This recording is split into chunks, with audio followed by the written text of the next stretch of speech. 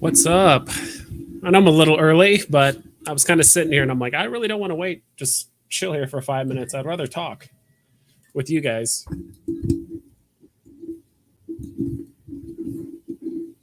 Ooh, what is all this? What's that? Cool. Cool. I like to mute that. Don't want to be hearing that. All right. Some other things I wanted to show off here. Okay, no, I think we're good on that.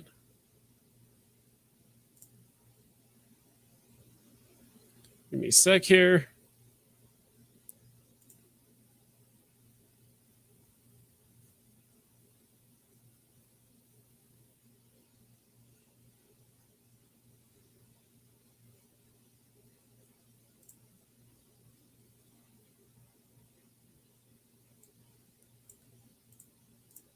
Close this.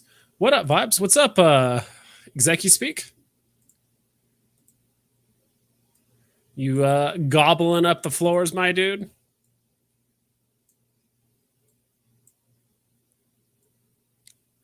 Let's go. I'm on StreamYard this time around because I might have some other content creators come hang out. We'll see. I'm not holding my breath, but I dropped them an invite. Said if you guys wanted to hang out, we could definitely do it. V Vibes Pump, yes sir, yes sir. Exciting time, dude. VV has been active lately on especially on Twitter these last 2 days, right? Is this okay? This is elevated. I'm like, why does this feel so high? Dude, VV's been pretty active literally the last 24 hours, 48 hours. You know, came out with the community update, came out with KYC, came out with San Diego Comic-Con drops, more Disney drops with like the lenticular posters or something. Jurassic Park drop as well as airdrop, like all that stuff's going on. Little low on gems, but I'm doing what I can. I might be snagging some 2.5% season one stuff in a bit. Okay, cool. Kind of curious. Dude, honestly, if I dude, I would grab some jokers, dude. I really think they're slept on. I think it was someone on a VV Arcade stream. I forgot his name. I think it wasn't Kryptony. It was someone else. I forgot who it was, but it was someone in the community that tends to hang out in like a lot of people's chats and stuff. And he brought up a good point. I always thought Joker was a fantastic NFT, but it's like, dude, it's FA Joker. Like it's up there with okay, like collectible wise, is it up there with Vader? Like, you know, probably not. But is it as iconic or as, you know, big of a name as Vader? Yeah. I really think people that really, really like DC and Batman, they're going to want a Joker to pair with it. So considering Joker is what, like 300 gems right now, you know, if you're trying to, you know, chase a Todd or something like that, or if you already have a Todd and you're trying to get a second one, it might be, it honestly might be worth, what was I going to say? It actually might be worth grabbing like 4 or 5 Jokers instead of getting another Todd, right? I mean, Todd's still fantastic, don't get me wrong, but grabbing like 5 Jokers, FA Jokers, I think that's a good move. And if they have just as many mints as Todd, they both have 7,500. So you have to look at it this way. There's like, I legitimately think, I think the last time I did the mint run, there's like over 80,000 Batmans, maybe more than that on the app, like 80,000 Batmans. If you add them all together, including Todd and Rizzo and Crotch Shot Batman and Grandpa and all of those together, I think there's over 80,000 Batmans, but there's only technically, I think there's like 11,000 or maybe 12,000 Jokers, and 7,500 of them are first appearance. So gotta say, oh no, I realized okay, sorry, I had 2 different chats up. What's up, Vibes? Yes, sir. Gotta say they're really doing well today. The community update, Omi partnership, good stuff. This is a good strategy to keep people in. Yeah. I don't know if I mean, would you rather prefer a slow drip of updates and kind of like stuff to kind of keep us interested and like, this is great? Or would you rather just have like, not necessarily radio silence, but kind of what they've been doing more recently, where it's like, all right, like when's the next thing coming? Or like what's happening? And then all of a sudden, like, boom, like 3, 4, 5 things are all being done back to back, or at least we're getting updates and we kind of get a bit of hope. And then it goes back to, okay, now this stuff is done. Now what's next? I don't know. Am I muted? Hold on.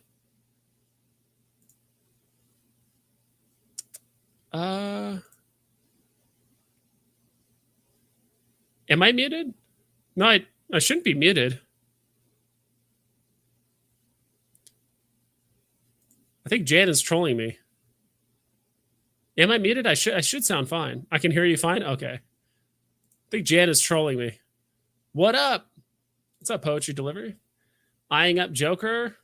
HQ for sure. Some of the other black and whites are close to box price now, dude. Dude, and that's the other thing, too. Oh, you know what hurt my soul today? Like, really hurt my soul today? Let's see if I can actually pull it up. I was seeing this, and I'm going to show you guys, like, before I do it. If it pops up if I type this in. This hurts my soul. KB listings. This right here. I'm going to show you guys. Sorry, I have to kind of jump around a bit because I'm using a StreamYard, which is a bit different. This right here hurt my soul. I actually have to move this over. Ultra rare Steamboat Willie, below 700 gems. That's rough right there, dude.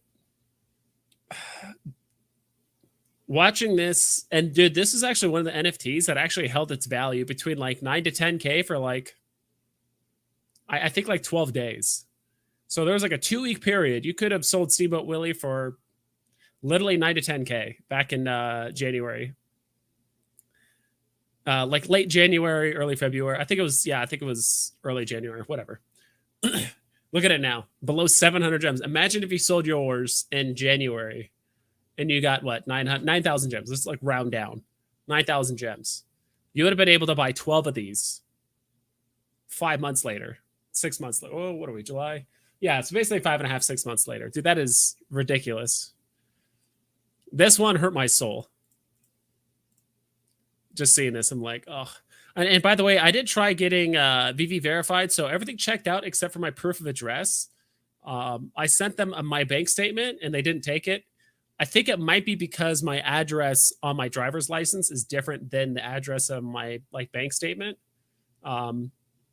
So it didn't get accepted. And plus, like when I try to like upload the file, it was like, it looked really weird, like black and white. Like, I don't know why. It wasn't just like a clean white piece of like a PDF or whatever. It was a PDF, but like it looked really weird. And it was actually kind of hard to read. So that might be why I didn't get accepted. So I'm not sure why it's not cleanly like uploading a PDF. I just genuinely don't know. So that might be it too as well. I don't know. I might have to contact support. Like if this drags out for like another day, I'm just going to contact support and they'll help me. So I'm not stressed out about it, but eyeing up Joker for sure. Some of the other black. Yeah, I would. If I was like trying to go after Jokers and Harley Quinns, I'd probably put 80% of my money into like, if that's all I was buying, let's say I was going to spend 1,000 gems on just like season or like just black and white. I would spend the majority of my money on Jokers and like, a little bit on Harley Quinn, but I mean, Joker is a pretty big deal. To be honest, I might snag a Joe. Sounds a little bit of a waste, but Joe was my first buy on the store when I started last March, so it's sentimental. But really, FA Joker is a solid play. I think so too. It's very slept on. Did we talk about the Hong Kong Disney Momentous? Yay or nay? No, not yet. Honestly, I just saw that, and that's like the lenticular like poster thing, right? I guess we could give me a sec. Guess we could pull it up. Sorry if I'm kind of like stumbling here. Like I don't use StreamYard too much for a good reason. We look at Veve Official. KYC payout. Okay, this. Honestly, all this kind of stuff. Let's do it this way. All this kind of stuff, like the Disney vintage posters that they're coming out with on Sunday, I believe. And same thing with this, introducing Hong Kong Disneyland Momentous series. Each piece highlights a scene from the new nighttime spectacular momentous, which celebrates all of life's great moments. I don't know what the hell this is. 4 lenticular collectibles drop Monday, 18th July at 8 a.m. I wonder if people are like dumping their lenticulars because they're like, oh my god, it's not going to be the only lenticular NFT anymore, so I got to dump mine. I wonder if it's like this will get dumped because of it. Not entirely sure. But to be honest, these kind of things, the posters, lenticular, like all that stuff, honestly, it 110% depends on box price and mint numbers. I mentioned that in my last video, which is like, what's going to determine how well it does is like, if there's 4 lenticular collectible cards, posters, I don't know what these are. This is lenticular collectibles. I don't know if they're what size they're meant to be. But whatever it is, like there's a huge difference between there's, 10,000 total between all 4 collectibles together. Like that's a pretty limited drop. Compared to 50,000, and if the box price is 20 gems versus 60, like those are all very, very different. So I don't really have an opinion on this because it just says lenticular drop. Like I'm not sure if this is meant to be a card or a poster or like a almost looks like something that it'd be like a refrigerator magnet or something, right? So I'm not entirely sure what this actually is. I mean, this is all the information we have. I mean, I'm sure I could Google it, but I generally don't care to. I'd rather just wait for the Medium article drop and then go from there. What else? But no, Travis, that's a good point to bring up. And I did look at it. There's just not much to go off of here. I don't know. I'm just treating it basically as another poster. And it's just at the end of the day, it's just going to come down to what's the box price and how many mint numbers. That's the only thing that matters, I think. Especially if there's not a relevant character or an FA involved or something like that. I'm so bullish right now. I'm glad to be here. Same here, dude. I can hear you fine. You're fine. That Joker is next on my list for sure. I do think grabbing Joker is smart. And I can afford Joker right now, but just barely. Like I don't have a ton of gems. I think I have like 400 gems on my accounts. I am very glad though that we are getting a way to consolidate all of our NFTs to one account. So what it sounds like what's going to happen is, because that was something I was worried about. And I think I even talked to you, Executive Speaker, it might have been Kryptony about it, about how that's going to play out. I'm like, all right, I don't know if Veve's going to be able to do this. Maybe they're literally handcuffed in the way they can do things. And like, maybe initially they thought they could let you consolidate all of your NFTs, but maybe they can't, or maybe there's just like a really weird way to do it and you still have to KYC your phones. I'm like, great. Because I have like $3,000 worth of NFTs just stuck on my other 2 phones that I would like to put on my main phone.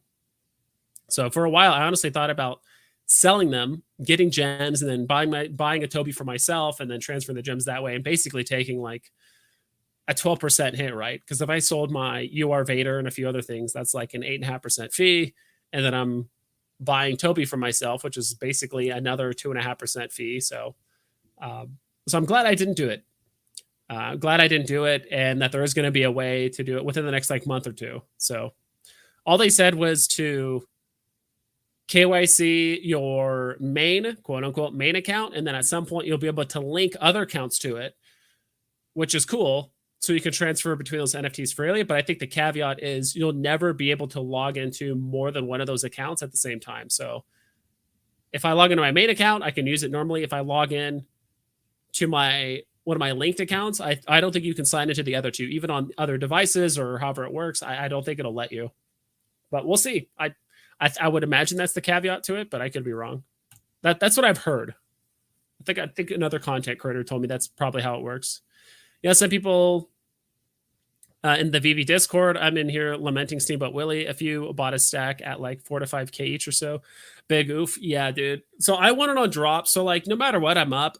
But it's just like I think people are starting to realize, especially me, this is something I starting to realize. For like, I don't think people realize how big of an effect that fake gem, like that whole ordeal happened. Like how many fake gems were actually injected into the market, and people started just undercutting, right? People started taking profits because like at the end of the day, in hindsight, we're all thinking just, we're all moonboying, right? It's like, oh my God, like, dude, like this thing is this much and that's this much. But when you really think about it and you sit down, like, wait, there's 7,000 of these Steamboat Willies. How many people are really going to come on the app and spend 10 grand on a Steamboat Willie like this early on the app? Like no utility, no nothing. And we all thought too, like, oh, like at the end of the year at these prices, like Todd's going to hit 100K. It's like, especially now that people have to pay directly with credit card and a bunch of other things, like it's going to be a bit different. I do think the market's going to be down for a while, and I'm not sure when it's going to be able to fully recover. I think crypto and NFT is going to be the big deal. I do think there's going to be a lot of big money coming into the app, but there's been talk of like hedge funds and stuff, so I'm not really sure like how much of it is true or how much of it is speculation or people just trying to show off the fact that they do have a lot of money or know people that have a lot of money that might invest. So I was also talking about Woody today. Someone apparently bought 100 Woodies at 200 plus gems. Oof. Yeah, dude, it sucks, but like, okay, like in the very long term, it won't really matter. But it sucks knowing that you could have bought twice as many, 3 times as many, or in some cases, if you bought some Disney stuff, literally 10 times as many as you would have if you just waited, right? Like, it's crazy. Same thing with OMI. Like, I had a friend buy quite a bit of OMI when it was at 0.00 like 65 or something like that, and it was 0.006, and he bought quite a bit. And then now look at it, it's 0.001. He's like, oh my God. He's like, I could have bought 5 times more OMI if I literally just waited 5-6 months or 7 months or whatever it is. Because the market sentiment was overwhelmingly positive. And it's just going to be a crazy thing to look back on. And to be honest, at this point, like it's just in hindsight. I feel like unless you had a lot of experience with like crypto or NFT projects and those kind of things, I think quite a few people, like a small handful of people, actually saw this coming, and a lot of people cashed out. And especially like as we're slowly rolling out things like MTL and all this stuff, like we're still like really early, like in the grand scheme of things when it comes to like NFTs. I also had the same problem. Hopefully they work out quick. I think so. I hope so too. I hope they figure it out. Luckily, I think they gave themselves a grace period of like 2 weeks to do it. But I mean, I know Alex confirmed we're not getting. I mean, they basically confirmed we're not getting Amazing Fantasy 15 during San Diego Comic-Con. But I don't think it's not a coincidence that the grace period for KYC is at the end of July, so July 31st. And then August is the 60th anniversary of Spider-Man or Amazing Fantasy of Spider-Man / Amazing Fantasy 15. I think that's a coincidence. And I do think if we are going to get an Amazing Fantasy 15 drop, because like what was like the actual day that dropped? What's the actual day that dropped? I know it's going to be different based on where it was released and a lot of other stuff. August 1st, 1962. So it would it says published August 1st. So it would not surprise me at all whatsoever that it just so happens that the cutoff day for you linking all your accounts, because it's going to help stop botting. That's the way I see it, because like if they make the cutoff at midnight and then a full 8 hours before the drop, yeah, I don't know. That's just kind of what I'm thinking. VV Vibes, figure style guitar. What's up, dude? I'm 17 years old and trying to KYC. I can't show bank statements because I'm 17. Can I complete KYC? Question mark. What do you think I should do? Huh? I think they are coming up with a solution. You might have to, if there's a parent's account. I don't know, dude. That's really tough because if you link them, like I said, there might be an issue that. Yeah, because if you link them, there might be the issue that like if your parents are on their account, you can't log into yours either. So like basically, neither of you can log in and play the drop. Dude, I genuinely don't know. I would honestly put on either support ticket or tweet at Veve or someone, because that's actually it's actually kind of a big deal. That sucks, dude. Like I genuinely don't know the answer, like how you would be able to get around that, or because they did say you have to be 18 or older to be on the app. Like that's the new rule, or that's the new thing for the most part. Yeah, dude, that's rough.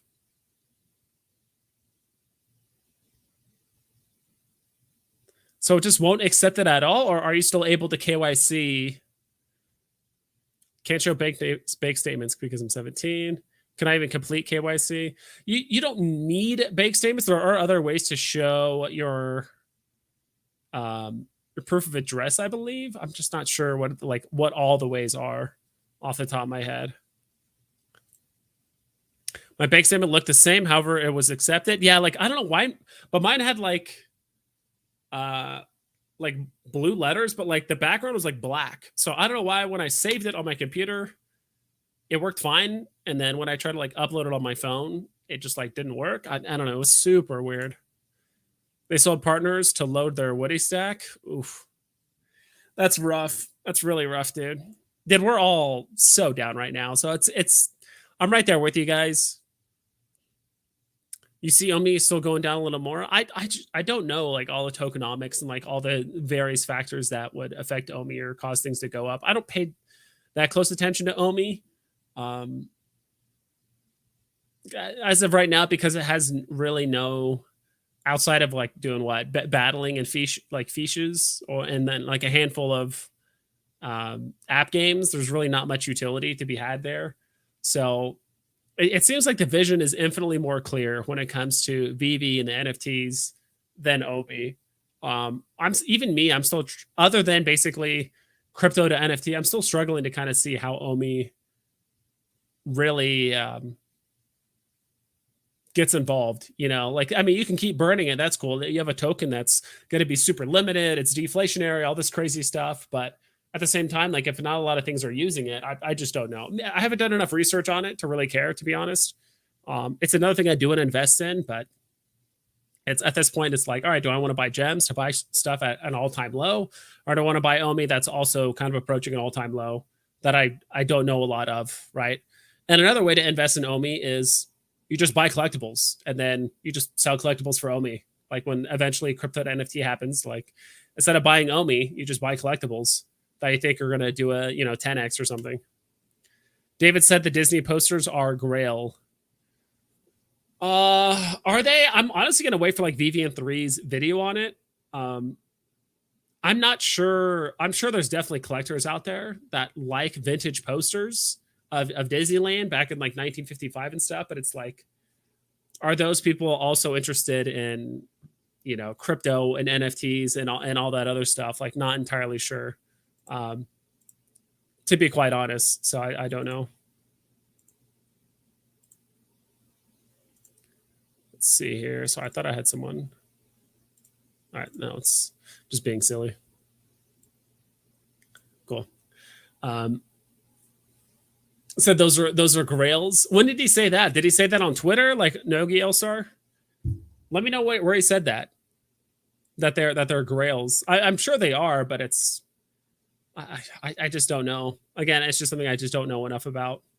I'm mostly going to wait for VV3's thing because like when I try to look on like eBay and like a couple other platforms to like see how much they actually get sold for, it seemed like a bunch of just like knockoff versions or like reprints of the posters. So it's kind of hard to tell like which ones were actually like vintage or like real. So wonder if these Disney posters will give park utility in the future. Possibly. I mean, there's just so many Disney NFTs. I mean, genuinely, any of them could give utility. Just not sure which ones. I'm not too concerned with Disney giving their stuff utility eventually, because I think Disney has a lot of creative people, and as Dino had said, like the number one thing you can rely Disney on being is greedy and like finding ways to make money. So they could definitely do it. Medium article already came out for it, didn't it? Did it? Did I miss that part? Let me see. Oh, it did. Okay, I did overlook this. I take that back. I completely overlooked this. That is my bad. All right, I just pulled it up. No. Don't know why this is happening. Okay, cool. Yeah, I completely overlooked this. That's my bad. All right. Cool. So Main Street Plaza. So this is wait, this starting with the secret rare? Are they all secret rares? Holy moly. Okay.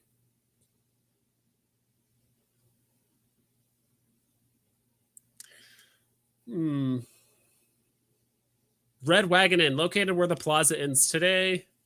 The Red Wagon Inn was the most elegant restaurant in Disneyland Park in the 1950s. Perhaps the most intriguing section of the restaurant was the Disney Room, an exclusive space in the back with a secret entrance and a private bar where Walt could entertain his special guests before there was Club 33. Interesting. Okay, that is kind of cool. That's kind of cool. So 50 gems.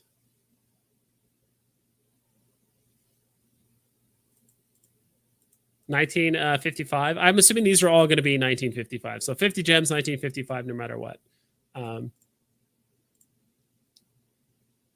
Shit. That's not it. Dude, I'm just like tripping all over. This is it. There we go. I see you down here. I'm way behind on chat, but I see you, VVN3. I'll hop into your next stream, dude. I got to get my live stream stuff set up tonight. Appreciate the invite. Of course, dude. Of course. Appreciate you stopping by. I'm looking forward to the VV article, VVN3 update on all these posters. I have no idea how much these posters are. I'm sure they're worth a lot in real life. But at the same time, it's like, you know, I've said it before. How many of those people are going to get on VV or NFTs and all that stuff? It's the same thing with like stamp collectors. Like it's one of those things where it's like, I'm sure people will get involved and buy it and become interested in it, kind of like comics, right? Like I bet you 90% of the people that are buying comics didn't care for comics before, never cared, never read them, never did anything. And all of a sudden they're like, oh, this is kind of cool. And they look into it. So like that stuff could happen with these posters until like, I'm sure definitely the hardcore collectors of these posters will hop in, but how long will that take? Not sure. Red Wagon Inn, Jungle River, Jungle Cruise. I'm not going to read each and every one of these. So these are all 15. And some of these actually have some like pretty cool and interesting story. It's interesting. They're all secret rare. So 50 gems each. I don't know, dude. It's really hard to like put a price tag on these. I'm sure some posters might hold more historical relevance or popularity over others. Like I'm not sure if more people went to Disneyland because of the Jungle River portion of it, or this rocket to the moon thing. I don't know which ones of the like Storybook Land, so Fantasyland.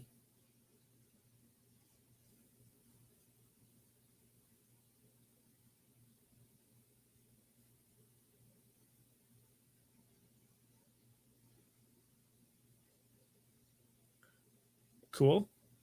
Rainbow Caverns. That's interesting. Cool. Let's go back to here. Yeah, I just don't know how to really break these down. Let me catch up with chat. I think I'm like really far behind. Meetup articles out, and the Star Wars posters have seriously dropped like $15. Yeah, it's not amazing.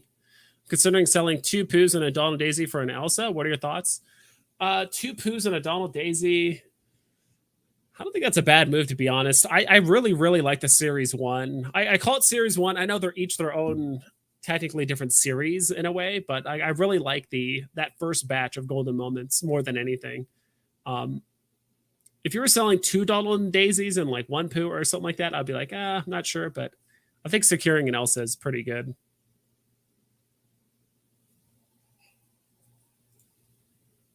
I'm glad that we have a second chance to buy all the good stuff that we could not buy after the bull run. Yeah, that is nice. It sucks, if you're one of those people that were buying gems off app, I mean, you're gonna have to pay basically full price, or if you want to run the risk of buying half off, I mean, or less, whatever, you can do that. Hi, Vibes. I'm really excited for the San Diego Comic-Con Spider-Man poster and Silver Surfer. Those are the only 2 I'm actually excited about. You actually mentioned the only 2 that I was like, those are actually kind of cool. Like I like FA Silver Surfer. I do think Silver Surfer is a very beloved character by comic book fans. And I think he's a lot of people that don't watch comics or like, even if you watch the Fantastic Four movie with Silver Surfer in it, you're kind of like, oh, he's kind of a cool character, but you still don't understand like the relevance or like how popular he is in like the comic book community. So he's definitely like I don't even want to say like niche or like, he definitely has like a cult following, kind of similar to like Ghost Rider, where he's not super mainstream. Like I know there's been movies with both of those characters in it, but not to the degree of like, let's say X-Men or some of the other like Marvel movies like Avengers and stuff like more recently. So price prediction for posters, dude, I have no idea. I genuinely don't know like how popular these are, how well these are going to do. They're all, and that's the other thing too, they're all secret rares. They're all less than 2,000 mints. So it's not like the Star Wars posters that, because how many mints do like the Star Wars posters have? Whoops, did not mean to do that. How many mints do the Star Wars posters have?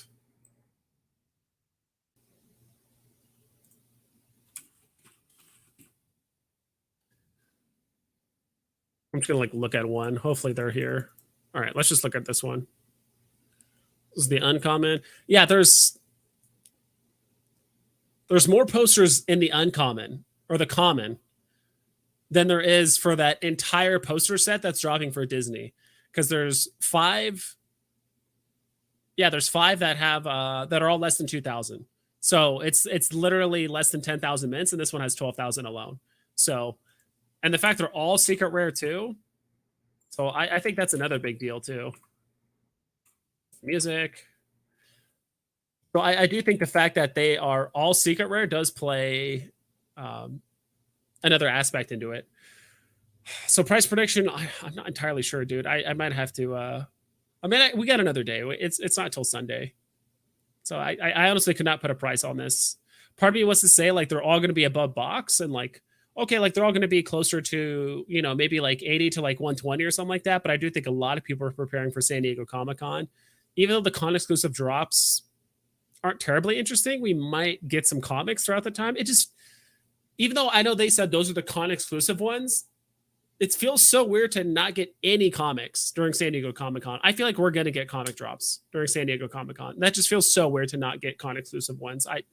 I just don't know. So does everyone have cash out now? Yeah. As far as I know, yeah, like everyone has cash out. As long as you KYC and you got 1,000 gems in your account minimum, you can cash out. And that 1,000 gem minimum, I believe, is just to help stop a huge bank run of people just doing a mass cash out, because maybe Veve doesn't have enough money to, especially with the whole fake gem fiasco. I don't not sure if they have enough money to, like, let's say 50% of the money wanted to cash out. Like maybe they can't afford that right now.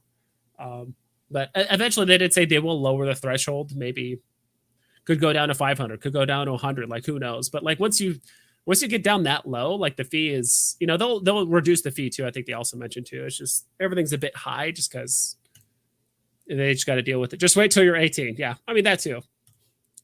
It just sucks that he basically won't be able to play any drops until he turns 18 after July 31st. That is what it is. William Peartree, what up, dude? Zeki speak, dude. I don't know why this. Dude, I'm not a huge. This is one of the reasons I'm not a huge fan of StreamYard, because it like literally covers my face. Like if I have it like here, like it's, I don't know, it's kind of silly. I got my payout from Palm NFT and picked up 1 milli Omi. It's the long game in my opinion, but now I could just put it on my cold storage and forget about it. Got to get my hero money now. Yeah, I already got my hero money. And I still have 2 bat cows. And to be honest, like, I really want to sell one. So we'll see.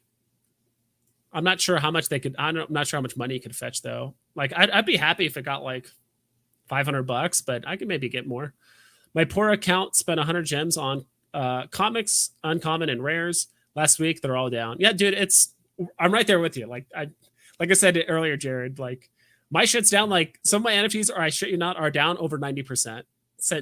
Not since when I bought them. Like they were up to that point and I could have sold and they're down.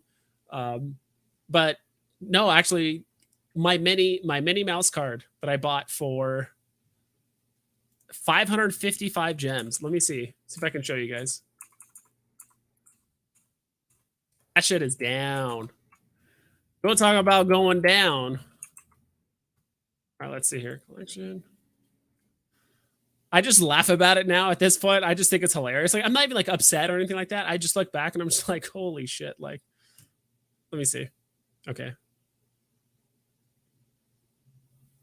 Yeah, dude. Okay. I've showed this before. So some of you guys might know what I'm going to show here. But dude, look at this. You paid 555 gems for this. And this was January 29th. So I might have bought this in like, oh gosh, I might have bought this in like early February or something like that. But yeah, down. It's literally down over 95%. Over 95%. And speaking of people that are down, and if you're feeling bald, you're happy. Yeah, Dino here. What's up, dude? Speaking of people down 95%. Yeah, dude. Do you have any NFTs like that are just like down and like you just held, but are just down by like an absurd amount, like north of like 90%? Maybe not on Veve anymore because I sold some. Yeah, I remember you quote unquote paper handed like really hard before the Star Wars, and dude, that was like honestly the best move you could have done. Was just like even though you sold everything and you bought a lot of Star Wars stuff and you like resold it all, you still came out like way ahead compared to the people that just held all the way to the bottom. I paper handed months ago, right? Months and months ago, and then I did it again. I think after Star Wars, but not all of it. That was just some, right? I mean, I think I flipped a lot of UR Vaders. I did have a really bad flip though recently. I bought a Red Skull, and I hate Marvel Mighties. I should have known better. Like I broke my own rules. Like I should have known it was garbage. I listened to someone else's thought on it, and I was doing a lot of flipping on the day that we pumped. You know, the big pump day. And so I thought I could flip that one, and it just got left whole in the bag, down 50%. It's only been like a week. You know, I was down 50% within a week. Yeah, I bought it. It's literally down 50% within a week. I think I bought it at the top. The top of that pump. So what I ended up doing was I just doubled down in that bag. LOL. I bought the most expensive piece, so I just finished the set for MCP because all the other ones are dirt cheap, like, and they're all FAs. But yeah, that was a really bad flip that I did recently. Yeah, and what do you think about the posters? Apparently, someone said that David, you said that the posters are grails, and like, dude, he also I don't know. Girl. Did you see his tweet on the girls thing today? No, what did he say? Oh my god, dude! What should I pull it up, bro? Like, what do you? There was so to go to David U's official Veve. Dude, there was a girl that was like in like full workout, like pose mode, like in her spandex, and like she was a good looking girl, probably, right? You couldn't see her face, but and she, as her caption put, She-Hulk, and she's like in full work. You know how people go to the gym to just look good at the gym? Yeah, she was doing that picture, and someone's like, "Oh, maybe she's She-Hulk or something." We pull up her profile, 389 followers, and David Yu commented She-Hulk back with a green check mark. Like, oh my god! I wonder if he's deleted it. I'm trying to find. Is it on his Twitter, like his replies and stuff? Oh, dude, he totally replied on his Twitter. When was this? It was early this afternoon. Oh my god! Let me try and find it. Dude, it's like, dude, wow. Like, all I see is like a crying Pikachu. I'll pull it up. Dude, what is I this? Was dying when I saw that. Like, I'll do it this way. Oh no, it's still there. Here, you want me to share it? Yeah, please do. Here, let me see if I can. How do you share? Okay, there we go. So this girl posted this. So go give Jackie a follow. And so she said She-Hulk, and he replied She-Hulk with a green check mark. I like this guy who responded. Dude, the Veve guy's like, my man. Dude, everyone is like, what the hell is going on? What is going on? He's like hyped on cash out. Like, yeah, but this that girl is too funny, dude. She gained a few followers today. That is too funny. Yep. That is too funny.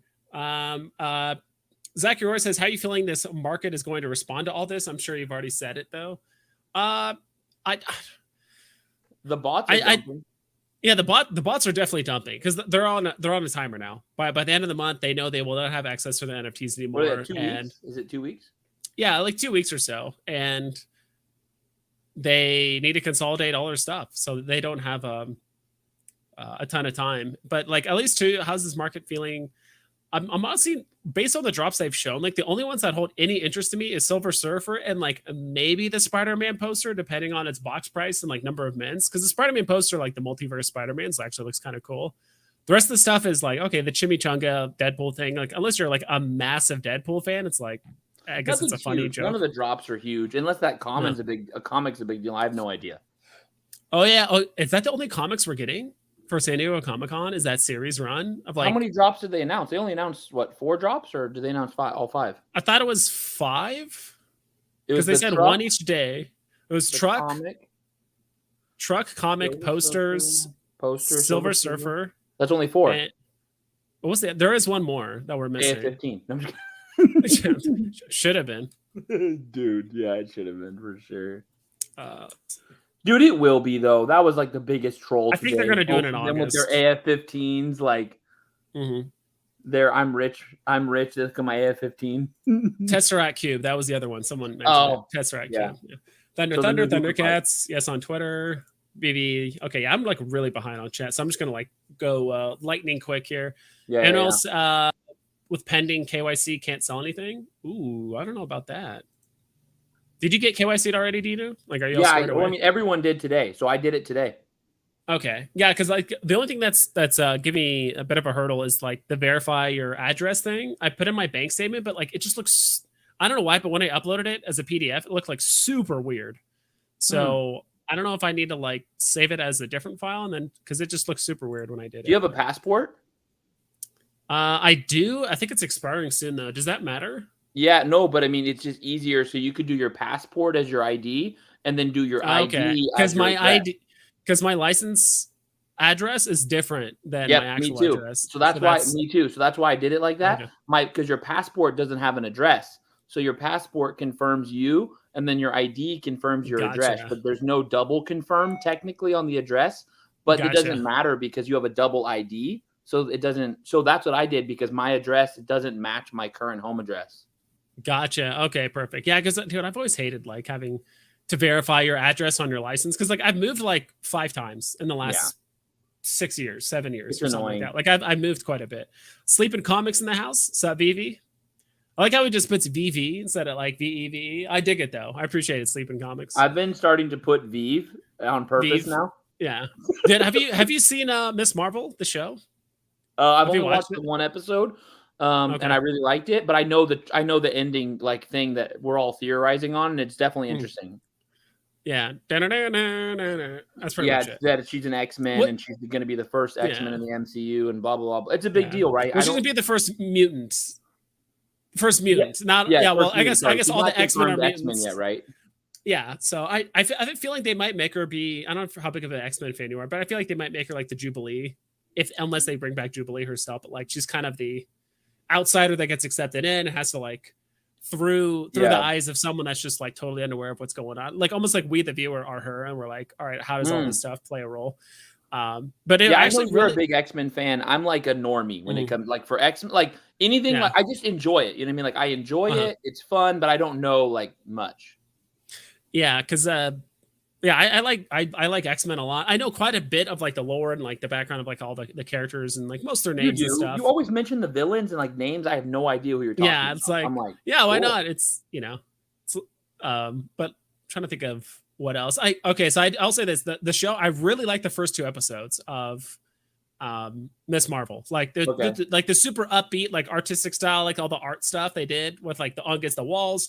It looked great. It's super cool, and I actually kind of like how this is a Marvel show or like movie that actually like has a big like family presence. Because you look at like other X-Men shows and Avengers and superheroes, like there's like no family. You know, maybe like Peter Parker with his like, you know what happens to his uncle. So it's like that doesn't last long. It's just him and Aunt May, and then like there's not like a lot of like family stuff involved. So I did like that part about Miss Marvel, but like, and this doesn't really spoil anything, but that whole like cool artistic style, like kind of just disappears until like literally the very last part of the last episode. So like I like that, and then there's like a big tone shift at some point, like episode 4 or 5, where they like it starts getting like really cool and like lighthearted. And it's like, okay, she gets her abilities, she has this stuff going with her family and her friends and school. Like, how's she gonna balance all this?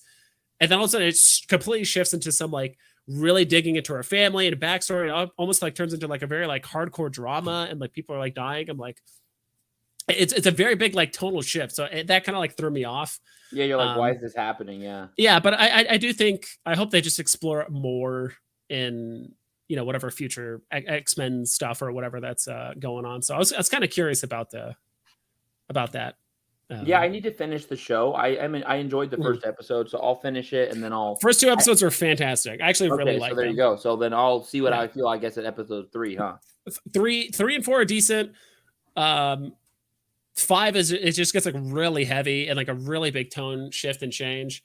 Episode 6 does seem a bit rushed, but it's like I really think that's a Disney Marvel thing where like they just trying to cram so much stuff into like 6 episodes. It's like, dude, this needs more time. Like they need to have at least like 8 episodes or whatever. Like same thing with like dude, Obi-Wan. She could be a huge character, right? That's the big theory, right? She could be like really big, Yeah, I mean, personally, I don't think she's going to be like Wolverine big or like she's not going to trump like a lot of like the originals, but I think she will be the glue or at least like that centerpiece that kind of connects everything together. And I do think she'll probably have quite a bit of screen time in the next show. So I do think she's going to be she's likable though. Does she stay likable? Because I liked I like her person. Actually, they did a really good job hiring the actress to play her. Like she actually does a really good job. I like her as an actress.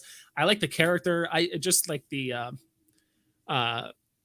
story beats and stuff like that's just the tonal change. And I don't want to spoil too much. I mean, you already know her powers too by like kind of looking at the comics. She can like make her fist big, which I think it's kind of boring. I don't know. Like it seems. I know it's a show for kids, but it also seems like a bit silly. I don't know. That's just me personally. Like I don't think every new superhero has to be like a super badass or have some like incredible ability. But yeah, we'll see. I mean, it's hard to create a new superhero, right? Even like America Chavez, who's like popular. It's hard to create that, a great example of doing it right, which I mean, Guardians of the Galaxy, right? Nobody gave a F. I didn't even know I wasn't even going to watch the movie. I was like, what is this? I remember I was like, what is this Guardians of the Galaxy show? Like, this isn't Marvel. I'm like, where's the superheroes? That's literally what I was saying, right? And I end up watching it, and it's probably one of my all-time favorite movies. Some of my all-time favorite Marvel characters like are in that show. So they can do it. I don't know if it's going to be America Chavez or, Marvel. Like I like the characters. My only issue is like I've said this before. I'm just not sure if I genuinely trust Disney, Marvel, Star Wars to like write interesting characters, like actually make them like newer characters that are genuinely interesting or compelling and dealing with like a lot of issues and hurdles and all that kind of stuff, which they kind of dug into a little bit with like Miss Marvel. But like right when it started getting to that point where it's like, all right, she's dealing with a whole bunch of stuff at once. Like, how is she going to handle it? This is a great time to develop her as a character. Then it's like, all right, let's immediately start focusing on the history of this bracelet, her family, like all this crazy stuff. And I'm just like, no, like, okay. Like, God, I want to learn more about her and not dig into the history for like an episode, 2 episodes straight. I'm just like, maybe it's I don't know. Maybe it's a cultural thing, and they're trying to appeal to like the Islamic, like Muslim audience, like the more. Yeah, like, there's definitely. They definitely talk about the Pakistani family, and I like that part. Honestly, like one of my favorite characters in the movie is the father. Like I really like the father. Yeah, I do. The father is awesome. Like not just because he's bald like us, but it's like he's or balding. I'm trying to remember if he was bald or not. But he was like genuinely like I like him as a character. Like I like. I just love that they called him Abu. And I guess that's probably father, I'm guessing, but it's also the name of the monkey in Aladdin. I just that's true. I don't know why. It was like Apu. I thought it was Abu. I don't know. Oh, that's probably what it is. It just sounded like that to me. So every time, and he's so happy and like jovial, I was like, oh, I like his character. It was just like I like his name.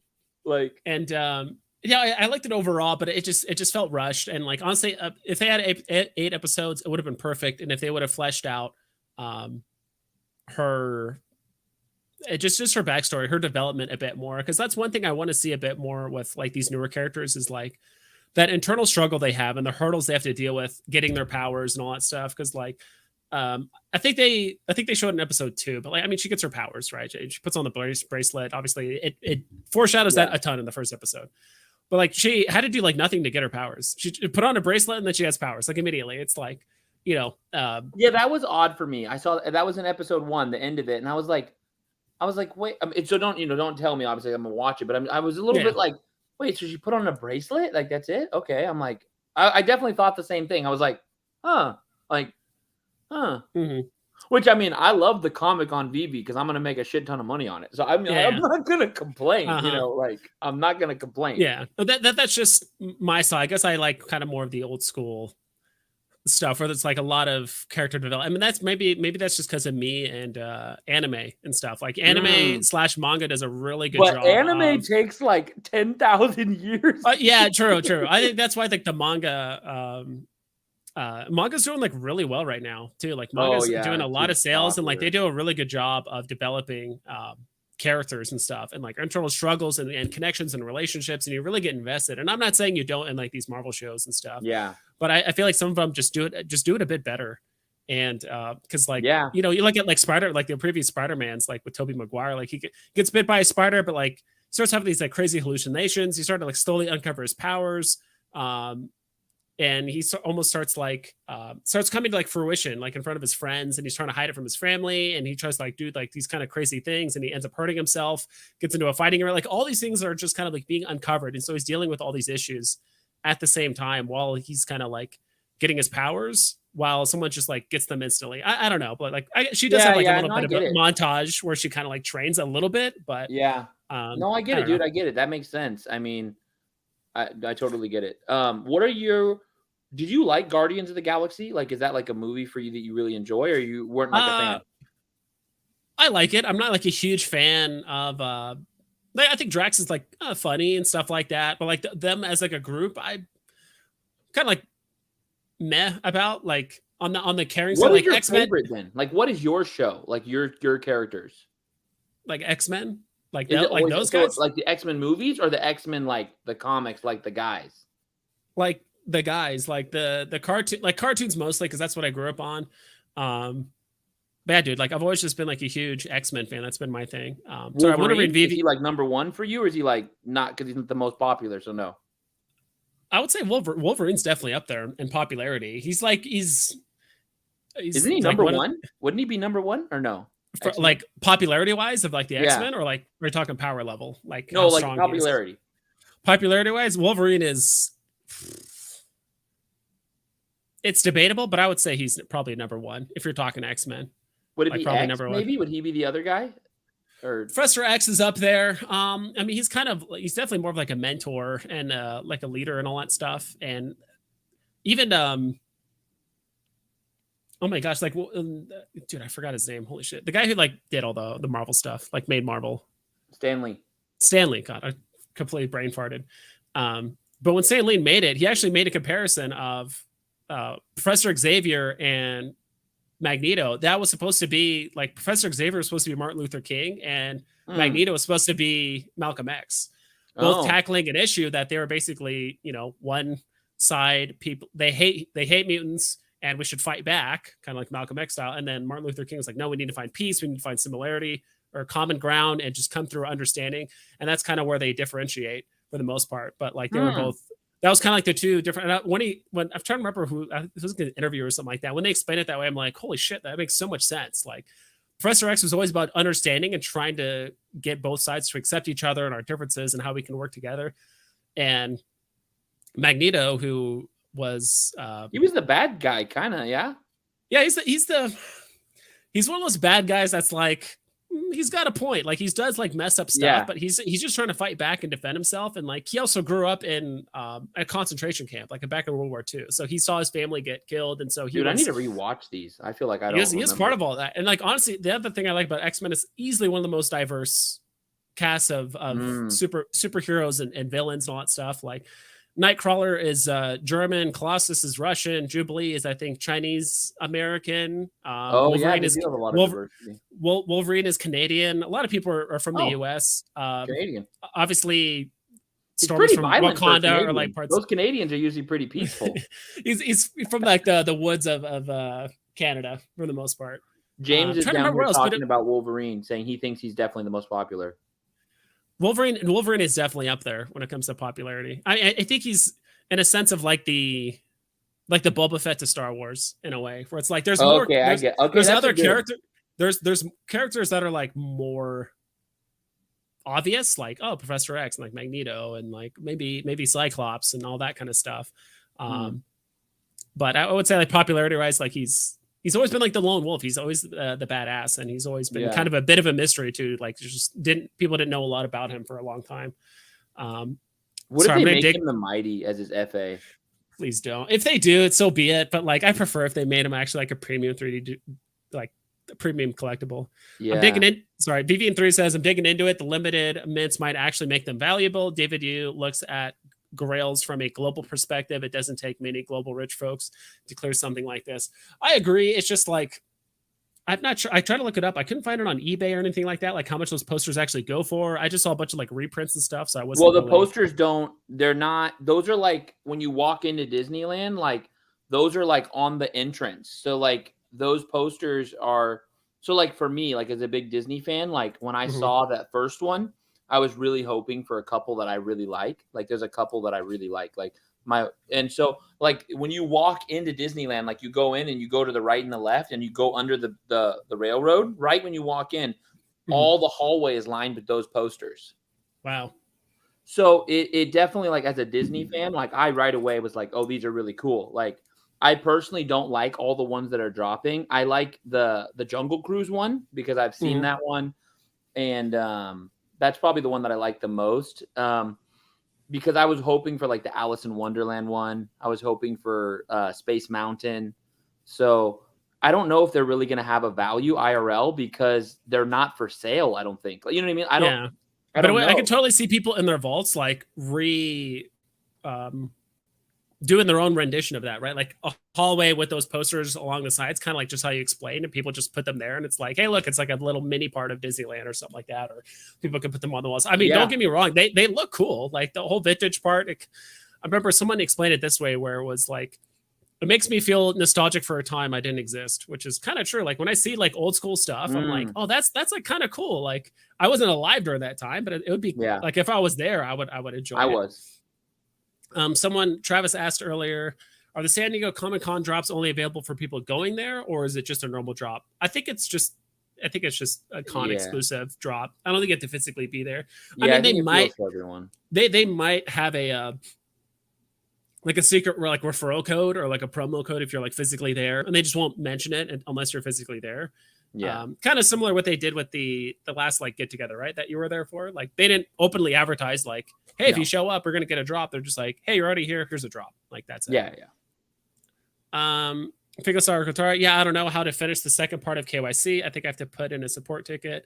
Yeah, this fingerstyle guitar said he's only 17. He's trying to do KYC, but he's too young for the app. So it's like, can he just not do drops anymore after July 31st? Because if he links himself to his like, let's say parents account, I think one part of like linking accounts together is that you can only log into one of any of those linked accounts at any given time. You mean for like multiple accounts, or what do you mean? Yeah, so you know how they said like you can link accounts. So like me on my main account, I KYC it, and then I have 2 other phones. I link all those 3 together. It's like cool. You could trade between those 3 phones freely, but you can only log into one at a time. So I can't be on VV on all 3 phones. Those other accounts are going to be obsolete. You're not going to be able to use. Is that how it works? Yeah, you're going to KYC your main, and then they're going to take all your alts and they're going to combine them into your main. So they're going to put all of your collectibles and all of your gems all the way to the KYC'd main. And then those accounts will be essentially dead because you won't be able to do anything with them because they won't be able to work in the market. You won't be able to do drops on them. We're going to be down. So you can like log in, but you just can't do anything, right? Yeah, I mean, like it's just like if you didn't KYC right now, they're not going to take your assets, but you lose access to drops market and like, was it market? It was drops. It was probably drops market and. I don't know. I think it used to be trading, but I mean, so he's not going to be able to KYC. So if he wants to do it on the 31st, if he's not 18 by then, he's going to have his parents KYC it. And then, or he could totally do a different route. You could wait to KYC this one, start a new account, have your parents KYC that one, and then, just use that one until you can make this one under your name. If you want it that's what I would probably do. Like if I was you, I'd be like, oh man, I have my Walt and all my, like I'm going to make this one mine in 6 months when I'm 18, and then, but I'll just do my parents' account for a few months until then. Yeah. Also, this is a good question. How many MCP points would this poster series generate 35. Daily? 35? Yeah. That's a lot. because it's 6 per piece, because it's 6 per secret rare. And then you have 5 of them, so that's 30 points, and then you have a 5 point, it's 5 collectibles, right? Or is it 6? Yeah, so it's a 5-point bonus for 5. Yeah, 5-point bonus. Right? You'd be 35 a day. 6 points each. Decent point earner, especially if folks manage low mints. I think MCP points will be major when it rolls. Logically, MCP has to be coming soon. Yeah, they said they're finishing like the final touches on it, and they're going to roll it out soon. So, how do you feel about MCP? Like, are you allocating any of your budget towards like strictly MCP? Like, I'm just going to stack my comics or anything like that. Okay. A little bit, like just I think I'm not as bullish right now, just because you can get drops, right? And that's kind of the aspect of MCP that's a big deal, you know. Like, but we don't know how Q system's going to affect that too, right? You know, like what if? I mean, I don't know, like, but yeah, I mean, when we stop getting drops, that's where MCP gets a lot better, right? Mm-hmm. But that's Pala Zachary says we're his favorite eggheads other than his dad. And then that's right, better than Dwayne The Rock Johnson. Whoa. And better than Goldberg and Stone Cold Stunner or Stone Cold Steve Austin in wrestling. Dude, that's saying. Bro, I want to show you something. Here, I want to show you this. Yeah. Look at this. I picked this up yesterday. I've never owned a 41 ever. And I got the 41 of this guy yesterday. Hell yeah, dude. That's awesome. The lowest, and that's the AMC. I was gonna say if that was the Italy one, dude, I'm like, holy moly! If you got a 41, the thing about Italy, right? The 41 might not even exist. Probably not. Like statistically, it probably doesn't. You know, so this is first Jurassic drop, the rare, the first edition FE. This one has the tag, right? And it's the first mint. So I got this actually for, I feel like, a pretty good price. So hell yeah, dude. Congrats. That's awesome. And someone else also got a 41 too on Twitter. I think it was the Superman. I don't know if they bought it or if they or maybe they always had it. I don't know what it was, but that was kind of cool too. Dude, 41 Superman that's another level. Yeah. Jace Dunlop says, Dunlop, are the Pixar friends worth getting? Feel like they're undervalued and could have utility like others in the future. So Woody, Edna, all that stuff, the Up thing. What do you think? If I was gonna buy it, I would only buy Woody or Mike Wazowski, maybe, or Lightning, because those are like actual like characters that have popularity. And then I think Woody is definitely the top of those. Am I interested in buying them? No. But if I would, that's what I would do. Yeah, if I was going to put hundreds of gems towards just Pixar because I really like it or whatever, I would like complete the set, then like stack Woody. Like I would complete the set and then with the rest of my money, just do nothing but stack Woodies. That's probably I love to stack maybe Woodies. Every time. Dude, there were so many just like Woody jokes and like innuendos and stuff. Dude, it was like 2 weeks Twitter straight. For like, for like a week or two straight. So many. People were like, I'm stacking Woodies, or even like when Pooh came out, people were like, oh, do you like Pooh? Or like, should I buy Pooh? Or like, yeah, I like to put Pooh next to my Woody. Yeah, Pooh next to one. Yeah, dude, that's dude. Apparently, I said something so wrong. Vivian3 said he sent you a link for the IRL posters. So apparently there are some of these that exist that are selling. So cool. I don't know where he sent it to you, but he probably see it might be. Yeah, smoke signal, like carrier pigeon. It might get here by Saturday if that's the case. Sure, maybe. I don't see it on here. He said he sent me a link for it. Yeah, he sent you a link. I guess that's just what he said in the comments. So. I don't think the links show unless you're like a moderator. So just shoot it to me on Twitter if you don't mind. Like you can do it through our PM private message. C3PO or ultra rare altogether now. Ooh. Wait, are they the same price? Possibly. Holy shit. I think so. Really? I think so. To be honest. Wow. Steamboat is that price? It's dude, like C3PO is like really popular, but also like Steamboat Willie's like half the mints of C3PO too. So that's another thing. It's like non-tagged, which I still think all together now is the best non-tagged it's the best non-tagged NFT on the platform. Like, bar Oh none. yeah, I would probably agree with that. I mean, I guess I gotta turn this off. where the hell is it? Okay, here it is. I mean, Whoa, even the whoa, fact whoa. that they're in the same sentence is kind of crazy. Oh my god. Sorry, I turned off dark mode on one of my things here. Oh Jesus, he's $700. I mean, there's a wall of them at 700. Probably all bots. Who knows? Dude, why is my dark mode not working on this? What the hell? All right, whatever. We're gonna have to just deal with it. I hate that. I run dark mode on my computer because I'm clustered in here like a hermit, and I hate it when websites like have this weird setup where like it won't let you do dark mode. Like when you have it on or off, like it's just still not dark. So I'll pull it up here really quick. Rainbow Caverns attraction poster. Apparently this sold for 20K at some point. I don't know when. Medium How many of them are there? silk screen art paper. I don't Is it know. a reprint? And that's the other thing you have to take into consideration too, right? Like when I did the same thing with the perspective posters of that one artist that's like apparently super popular. Like, there's what? I'm trying to remember how many there were total. I think there was like almost 2,000 of those, right? Or like 1,000 of those like perspective posters, Oh yeah. I know. Yeah, that was low, right? It's super hard to compare like it's super hard to compare like genuine like one of ones or like one of fives and stuff in real life, and then compare it to like 2,000 NFTs, being dropped in a blind box format or whatever. It's hard. Like it's like, all right, like in real life, it's worth a lot. I guess you can kind of make the same argument for like comics too, right? It's like, well, like this 9.8 sold for, like look at the Hawkeye one, like sold for like a little over 100K a few weeks ago, and then it's like, well, that's just because there's only like 6 9.8s in existence. Wait, which one? Hawkeye, first appearance of Hawkeye. Remember that pumped like 3 weeks ago? Yeah. It went up to over 100K, like a 9.8 or like a 9.6. Went up to like just over 100K, and then it actually pumped. Like the common went from like, I think 8 gems up to like 16 for a brief period of time, and I think now it's like settling at like 12. Wow, that's crazy. I mean, the posters are interesting because they're all secret rares too. I don't think we've ever had a drop like this.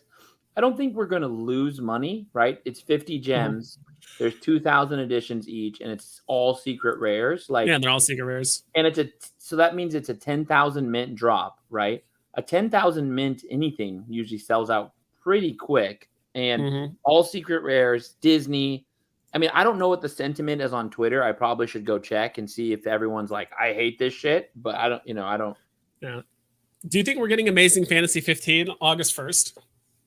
I think we're gonna get it in August for the, because that's literally the day it was published. It was August 1st. Amazing Fantasy.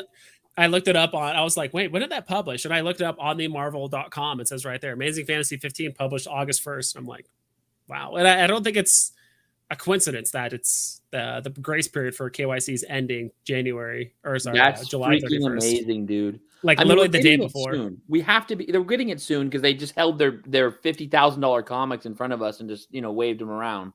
Yeah. Jace asks, should he sell a Superman to get another UR Vader? Oof. If it's your only Superman, I'd probably say no. I mean, Superman is getting dumped on pretty hard. Last I checked on the market, like, I could actually just like look it up here. It's not like I got ecomi wiki pulled up. Did you also see too that Omi the Clown is trying to find a buyer for ecomi wiki? I just heard that was happening, but I also heard that it doesn't come with the license. Yeah, it doesn't come with like the API rights and stuff. He's gonna, whoever that is, they're gonna have to negotiate it with Veve. But I mean, I think Vivi's releasing all the API info beforehand anyway. So I thought they were gonna make that public. Yeah, dude, Superman's below a K right now. Yeah, he's chilling. It's not much though, right? Isn't it like 900-ish? Yeah, 974 right now. I mean, I cannot. He pumped up to 2.3 comics today, probably. Mm-hmm. Oh, nice. Dude, which ones do you buy? Oh, dude, I was going crazy, dude. I was just, I feel like I was just buying from bots all day. It's just so much good shit. Like, I mean, I wish I would have, dude. I mean, look, hold on. Yeah. I wrote down. While you look that up, while you look that up, I'm gonna go through chat really quick. But should you sell a Superman to get another UR Vader, dude? That's tough. I would say like if you. I do feel like Vader's going to perform better than Superman. Like I know like, okay, this, season 1 this, or this is popular and this is one of the earliest grails on VV, but at the end of the day, I've said it before, popularity is what's going to trump everything. Like more than mid numbers, more than anything, like that's going to be the big thing. The Miss Marvel show vibe is superb due to that music and graphics. Agree 100%. I thought it was great. First 2 episodes were fantastic. Then they catch up. Then they completely did away with it for the next like 3.5 episodes. Like you didn't see it again until the last like 5 minutes of the final episode. And I'm just like, I almost forgot about it until they showed it at the last episode. In the last like 5 minutes, they started doing it again. I'm like, holy shit, I forgot they were doing this earlier, and I liked it. And like I completely forgot that they just didn't show it for like 3 episodes. Very much like the Miles. I'll be right back. If you're done streaming, all good. But I'll be back in like 10 minutes if you're still going. Sure. Yeah, I'll just remove you off here. Very much the Miles Morales multiverse feel. You got to sink in. You kind of just sink into it. Yeah, definitely. I still haven't seen Miles Morales multiverse. I think that's literally the next show I was going to watch, because I was like, should I watch Hawkeye or WandaVision or the Miles Morales like multiverse thing? I think I'm going to watch the Miles Morales thing next, because WandaVision, I've already watched a lot of reviews on it, and it's kind of weird how she's painted as this person who like saved a lot of people, but it's like, wait, didn't you imprison all of them and like mind control them and do all this like messed up stuff? Like you're basically saving people from yourself, and then you should be graced for it. I don't know. It seems a bit weird. I haven't seen the show, but I just heard that theme over and over and over again on a lot of the reviews, and it's like it just doesn't make sense. So heck yeah, dude. Guardians of the Galaxy is my favorite too. Sorry, I'm like way behind on chat. I'm even when I usually have a guess, I'm pretty quick with chat, but it's like I'm dealing with StreamYard, and it's like different, way more stuff to deal with, more than like OBS. I don't know why. Dude did a dance off to save the universe, pretty much. Guardians kind of opened the door to killer music, and that retro style and feel made it super unique for me. Yeah, I haven't seen. What was it? I'm trying to remember. There's like a movie that came out somewhat recently. Oh, Thor: Love and Thunder. I haven't seen Thor: Love and Thunder yet. I'll probably watch it here soonish, but all of us down here waiting for them to get to our comments, dude. If you think it's bad, there's some other people that take forever. You got to stay on one chat way too long. You got to move faster. Only criticism. Yeah, it's usually not this slow. Like what's it called? The frequent users or the frequent viewers of my stream, I'm usually very quick with chat. Wolverine is the most popular for sure, especially after all the Wolverine movies and Logan. Yeah, I think there's been more movies and more things about him than anyone. Magneto is the misunderstood bad guy. Pretty much. But even then, it's, he still wants to kill people at the end of the day, or he still wants to basically impose his will upon others and prove also that mutants are superior in a way. Just arrived at the stream. What are your guys' opinions on the San Diego Comic-Con drops? We talked about that a little bit. Not too like thrilled with it. I do think FA Silver Surfer is going to be like the big keynote of the whole San Diego Comic-Con. The Spider-Man poster is kind of cool. Like there's like all the multiverse versions of Spider-Man, like in a poster and like a fun beach style thing. I think that's kind of cool. The rest of the stuff, like the Tesseract Cube, okay.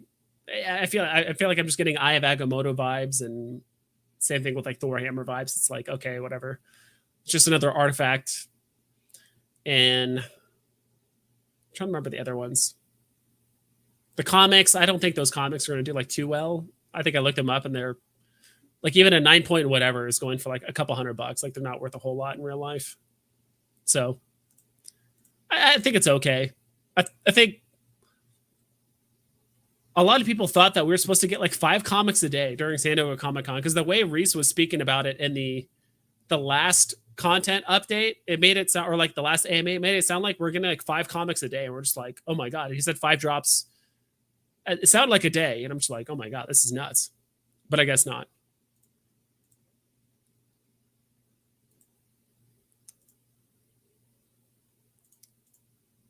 Let's see here. Open this. Check out the San Diego Comic-Con drops. The Medium article is out on their Twitter. Is it really? Did they like just drop it, or if it's been up?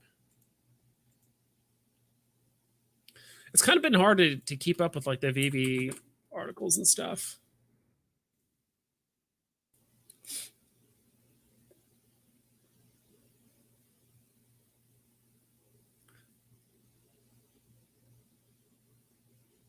Do you have a Medium article or is it just a video?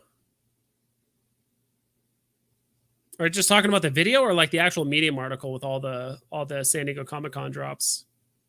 Because I'm not seeing like a formal Medium article. All I'm seeing is this. Here, let me show you.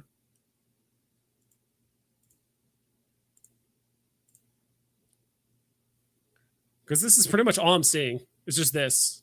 Like, I don't see like an actual Medium article.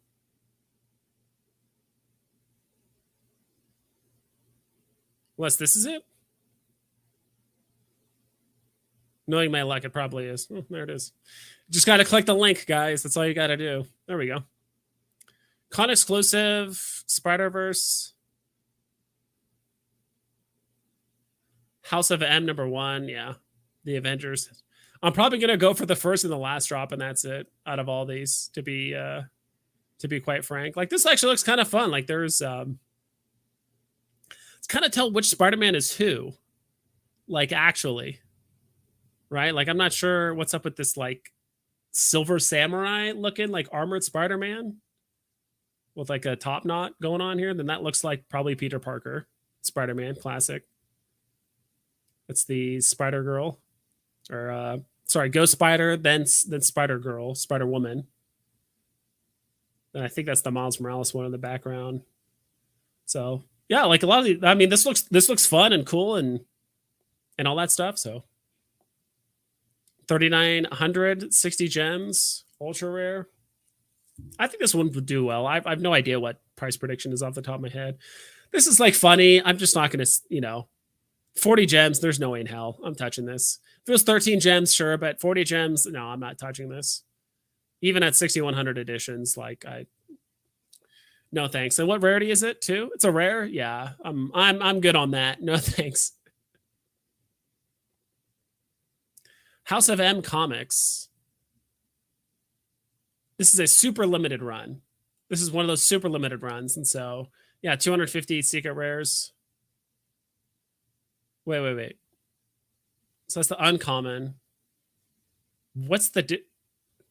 Is the secret rare and uncommon are literally identical except for just the shading on the background? It's kind of lame. I don't know how else to explain it. I guess these might be like the real life cover variants. And there's only like 4, or maybe there's only these two colored ones, and they just made black and white versions to cover up these other slots. I don't know. I'm really not feeling this comic. Like, I might only buy the common literally because it has Wolverine on it and like the X-Men. But other than that, like, I really, and it does have like Wanda on it. Okay, cool. But Tesseract Cube, it's literally just an ice cube. That's what it looks like. 30 gems. 8,610. Why 610? Does anyone know why it has 610 at the end there? Anyone know why it says 610? This is an uncommon. This honestly just looks really boring. I just don't know how else to explain it. I don't know. I'm not feeling that one. Silver Surfer. Let's go. This is it. And this only one? Okay, this is only one drop. So this is not like a blind box format of Silver Surfer, and there's not a whole lot of NFTs that are, or at least like premium digital collectibles. That's like the proper term they say when it's actually like basically not a poster or not like a comic or a card or anything like that. Like, it's actually a 3D figure. I think the only one we have is like Peggy Carter, and I could have sworn there's one other con exclusive that's actually like a premium digital collectible, like not a poster. This is one of them. There's only 6,100. Like, I'm definitely going to be going for this. Like, I'm definitely going to be going this. Its first appearance, only 6,010 or 6,100. And again, 6,100. Like, what is up with that number? Is there something I'm just like not connecting here, or I just don't understand what that 6,100 means? But yeah, dude, I'm definitely gonna be going this Silver Surfer, and it looks cool too. Like, it actually looks cool. Looks like he drank a lot of Capri Sun. If you guys remember those old like 90 commercials with a Capri Sun and stuff. Dino, perfect timing. What do you think about the drops? I mean, I guess the details are out. I'm kind of unimpressed, but I mean, I'm not. I mean, if they make me money, cool. I'm not like interested. Are you going to be going for any of them? I haven't even looked at the medium. Is it decent on any of them? Yeah. So I'll start at the top. We'll double time it because I literally just covered it. But there's the poster of all the Spider-Men and ladies. 60 gems, less than 4,000. So I think that's pretty low. A lot of people like Spider-Man, so I'll probably go for this one, to be quite frank, just to kind of flip it, and I feel like I could rebuy it in like a couple months for like maybe 40 gems or something. Yeah. Chimichanga Deadpool, 40 gems, 6,100. I am personally doing a hard skip on this. Like, if it was the Marvel Mighty, like 13 gems, I realize there's a huge truck and there's probably way more to it. It's not like animated or something crazy, is it? Okay, it's all right. No, I'm seeing a lot of this 6,100 mints, so I'm not sure what that necessarily means. But I saw it up here too. So there's 3,900, but this one has 6,100, and they did it again later. This is a House of M, which I thought I heard another content creator said like this isn't worth a lot in real life. Like, it doesn't matter. 10,000. Yeah, that's true. And but if it's trash tier, then the common will go into retail probably. Yeah, it does have Wolverine on it, so that's all I care about. Is there? Oh yeah, nice. Yeah, it has Wolverine, has like the X-Men and stuff, and that's Wanda on it. I think, dude, the secret rare cover is identical to the uncommon, except it just has the different background coloring. Wow. I thought it was like a mistake at first, but I think those are like the two IRL variants. Is just those two covers, and they're just like, all right, we're just gonna black and white it and just go with it. So lazy. I'll make money on it though. So yeah, so might as well. It's 10,000 mints. Now this one I will hard pass on. The Tesseract Cube, even though it's 30 gems, 8,000, 610. I don't know where this theme of 6,100 or 610 is coming from. So I don't know if 1961 isn't that FA Spider-Man, but that's not. I mean, 1962 is FA Spider-Man. 62. Yeah. I don't know then. So I don't know what the 610 stands for. That's why I was kind of just asking chat. Like, if you guys know what it means. I will be going for this, though. So this is not a blind box. It's a straight up for a Silver Surfer. Kind of looks cool. Like I said, do you remember the old Capri Sun commercials where like, people would drink it and they would like turn all like liquid silver and stuff? I thought that was kind of cool. Basically turn into like the Terminator, like the T-1000. Yeah, it feels like the same vibe. 60 gem box price, but 6,000 mints. It doesn't feel bad. I mean, that doesn't feel terrible. It has the con exclusive. Well, actually, it's going to have FA. I take it back. So this will not have the con exclusive tag, right? FA is greater. So yeah, FA is going to override the con exclusive thing. Yeah, I think so. I think they've said FA is a better tag. But there is no better. I thought they value all the tags the same. Oh my god, dude, I'm still salty about that. I'm still salty too, but I'm getting my Pride airdrop, so. Hopefully. Okay, hi Ryan. I'm gonna catch up with chat. People are like, "You're behind on chat." I'm like, "Yeah, I know," but the eggs are scrambling up here. Were you able to see the link I sent for the posters? Chat, like when you're behind on chat and you really want VV Vibes to answer it, what a great time to send a super chat. I think we may get a porcelain Vadar. Secret Rare Vader, yeah. They are super rare because of how they were printed, and obviously would initially know how they do long-term value, so not a ton of silk screens survive. That is true. It's just hard to make that comparison. I don't know. With the Tesseract coming, I'm convinced the other stones. I think so too. Do you think the other like Infinity Stones are going to be coming to VV? Because we already have the Time Stone. We're going to be getting the Tesseract, which is that blue stone, and we have the other three left. So I don't see a reason why not. Yeah. Do you think they're going to add some? I just can't picture it. Just the way the VV is set up. Like, I don't see it. Like them, like combining them all together onto like an Infinity Gauntlet. It's like, oh my god, a crazy airdrop. Like maybe if you own them all, maybe there's an airdrop. But I know is that, you know what made me really excited, which I got to make a video on it, which maybe you already did. I thought I saw you say something about it. It was someone else's comment in our content creator group chat, but I'm going to make a video on it because it's a very good idea. That's a lot of preface for no reason. The fact that Universal did an airdrop, I think it doesn't matter Like the beta is going to be trash. Like we all know, like if you don't know, now you know the beta is going to be trash tomorrow. Like you just so you know, you're going to lose money, unless you get the ultra rare. And the airdrop is going to be bad too, unless you get the ultra rare, right? And so, but that's not the point. The point is a big company is doing an airdrop. Yep. Outside of an independent artist. Yeah. Yes. That is a big deal. That is kind of cool. And maybe it's and I think outside of course outside of like Disney and Marvel and all that stuff, right? That has a ton of experience working with VV and NFTs. Like AMC's worked with like a lot of other NFT projects, right? So it's like I think they're kind of understanding the gist of it, and like doing airdrops is actually like valuable to them, especially if they're getting continual fees and royalties and all that. Yeah, I mean, I like that. I like that they're doing an airdrop. I like that they're playing the game. I know that they're doing it to sell out the drop. I get it. That's smart business move. That's not the point. The point is they're doing it. Yeah. John says he's going to be at Disney World while these drops are happening. So that's exciting stuff. Hell yeah, that's fun. And then said, what are those? NFT channel. Do you think Silver Surfer comic will pump once the collectible drops next week? I don't think so. It's not FE Silver Surfer. So it's a different storyline of Silver Surfer, or maybe an alternate. I haven't even read the comic. The covers look cool. I actually like the common cover the least. I like all the other covers of that comic, Silver Surfer Black. Yeah. If we had, I don't think it's in showroom, it would pump a little bit. I think all the comics would pump a little bit, but if Silver Surfer was going to cause the comic to pump, it would have happened already. Like, I don't think people wait for the drop to then like pump the comic. Like, it's more of like an announcement thing, and then people make their move. Like, people don't wait for the drop day to happen.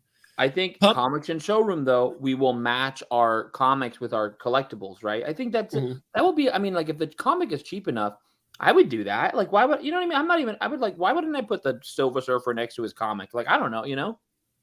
Yeah, VV analyst YouTube says, keep in mind these will be cheap full sets. That's true, because a lot of them are like one of one drop sets.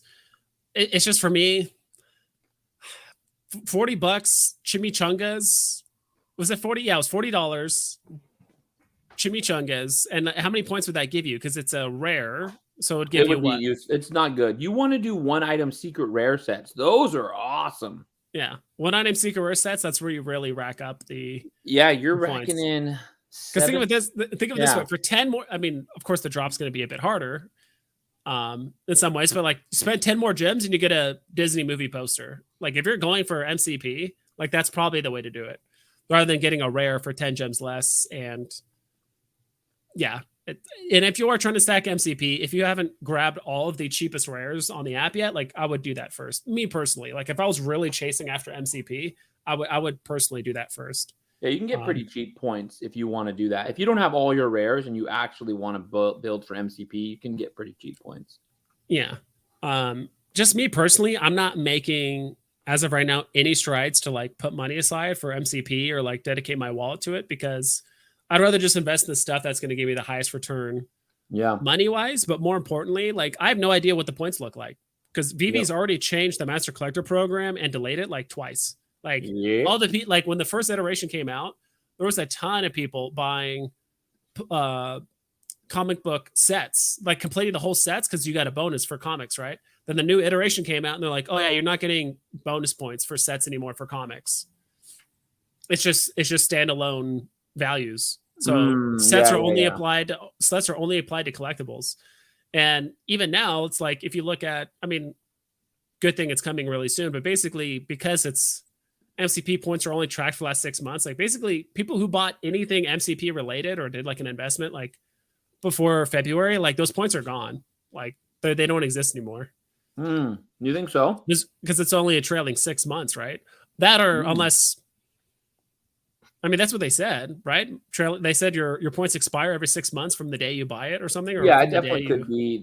I mean, they could make an exception for the beginning, because nothing. Yeah, that's probably the best way to do it. So there might be like a huge inflation of points to start. Crazy. Like, people with legitimately, I don't even know, what, tens of thousands of points. And like, you might have some people out here with like a few hundred, maybe a couple thousand, but you're gonna have some people with like tens of thousands of points and just completely just choke slamming like all the drop day stuff. And I think they even talked about Q system coming out somewhat soon, right? Hey, John W said something interesting. I'm curious just to hear. So John W. All the way at the bottom, probably get the Gondek secret rare. He already confirmed another airdrop. Where did he? I'm guessing on Twitter. Do you mind enlightening me where? Because I'm definitely curious if that's true. Let us know if it's on his official Twitter, or if there's a link, just send it to me and Dino. Link would be great. Silver Surfer reminds me of Superman drop, same price, similar editions. Superman has 8,888. This one has 6,100. This has less mints than Ultra Rare Vader. I'm not saying it's going to be as good or anything like that, but it's definitely like a cult classic with comic book people. Like it's definitely a big deal. If I get a Silver Surfer, I'm holding. Yeah, I think so too. If I get one on drop, I'm definitely holding it. Like I just don't. Chimichanga is going to go for like 15 gems. I agree. The Chimichanga vehicle. Biscuit. Why? Maybe about 8 or something to match retail price, of a chimichanga. Let's see if I can get my. She knew. Like right when I stepped towards her, she knew. Come here. Playing with my roommate's dog. Did I tell you about my other insane market snipe today? Which one is that? Freaking Daredevil comic mint number 247. Wait, which Daredevil one? What rarity? Oh, common. Okay, I thought you said secret rare for a second. I'm like, what? No, but even the common. No. What mint number? So Daredevil 1's a very valuable comic, right? It's I don't remember how much it is, but it's a shit ton, right? Yeah, most of the comic book guys, I think, based on the comics we have now on the app, it's like top 6. Yeah. Like and got 247 in the auction today. You trying to get your cat? No, it's my roommate's dog. It's a pug, and she walked in briefly and then wanted to smell my hand. I tried to grab her, but she kind of sensed it, and like her spidey sense like kicked in, and then just like started running away. I'm like, all right. Here, let me show you this comic for context. Yeah, show me. Look at the price of this comic. It's pretty crazy. Oh, let me find it. It's interesting. So what are those? As real comic people love House of M. Is that really the case? I'm genuinely curious, because what I don't want to happen is have another repeat of freaking Spider-Man #1 happen, where it's like the Todd McFarlane cover and like everyone slept on it. Or at least I slept on it. That's for damn sure. Like a lot of people were like stacking those because they knew it was like super popular in real life. But is it actually to that level where like there was like a shit ton produced and they were actually like really, really awesome? I might just be lazy and wait for VV3's video to come out. That's honestly what I've been doing for a lot of like my investing like strategy is like, what does VV3 say? What does VV3 say? Pretty much. Just let me know when you have that pulled up, or I guess I could see it when you do. I'm grabbing it right now. Cool. Executive Speak says, I'll probably pick up the Tesseract on the secondary. They might drop all the Infinity Stones at some point and a Gauntlet. And I think that'll be kind of cool. I think so too. I do think I guess 30 gems is relatively cheap for the for like a Tesseract, but it just looks so boring. And I do think it'll go for cheap. Let's see here. So if you want to look right here. And you got a mint number at what? 247. Hell yeah, dude. And you got it for what, 200 something gems? Dude, I got it for 111 gems. Wow. I mean, if you scroll down, dude, look at this. That is a steal and a half. There's a 472 for 500. Like, yeah. Dude, I will say this. I think it's going to be harder to find auctions through the web app. So I do think in some ways it might be easier to like find auctions than it is like on your phone, because then more people are on the web app now. I'm not saying there's more people on the web app versus their phones, but like there's just more people on the web app in general. So, dude, that's a hell of a snipe, dude. It was crazy. Part of me, I was so pumped. I remember there were some people that made a lot of crazy snipes on the auctions like way back in the day when it was actually like absurdly hard to find auctions. Yeah. And like some people were like buying stuff at like legitimately like a 70% discount, or in your kind of like yours almost like legitimately like getting like a 70% discount, and just people just never found it, or just because it was so hard to find, or people just weren't paying attention for that. You know, especially now it's 24-hour window. Before it was 3 days. So yeah, the 24 hours is nice. So John W said Gondik had a Twitter space. Do you know any details of what drop he talked about though? Was hard with a Twitter space, right? Because you didn't say what drop. So is it like the ducks? Is it the the secret rare poster? Is it the failure to control already did an airdrop, right? And the weapons racks. So those are all of his, I think. Marvel Universe 161610, probably a stretch. Yeah, I don't know. Because Marvel, I feel like they would just do 616. It's 616 is the Marvel Universe, at least the one that we know of. Like all the, that's where Peter Parker and all the people hang out at. BVN 3, that Silver Surfer Black comic ties heavily into Null. Yeah, because he's on the secret rare cover. He fights Null at some point, I believe, which ties into Thor: Love and Thunder. Silver Surfer is definitely about to storm the MCU, and that's epic if they do it right. Yeah, that is cool.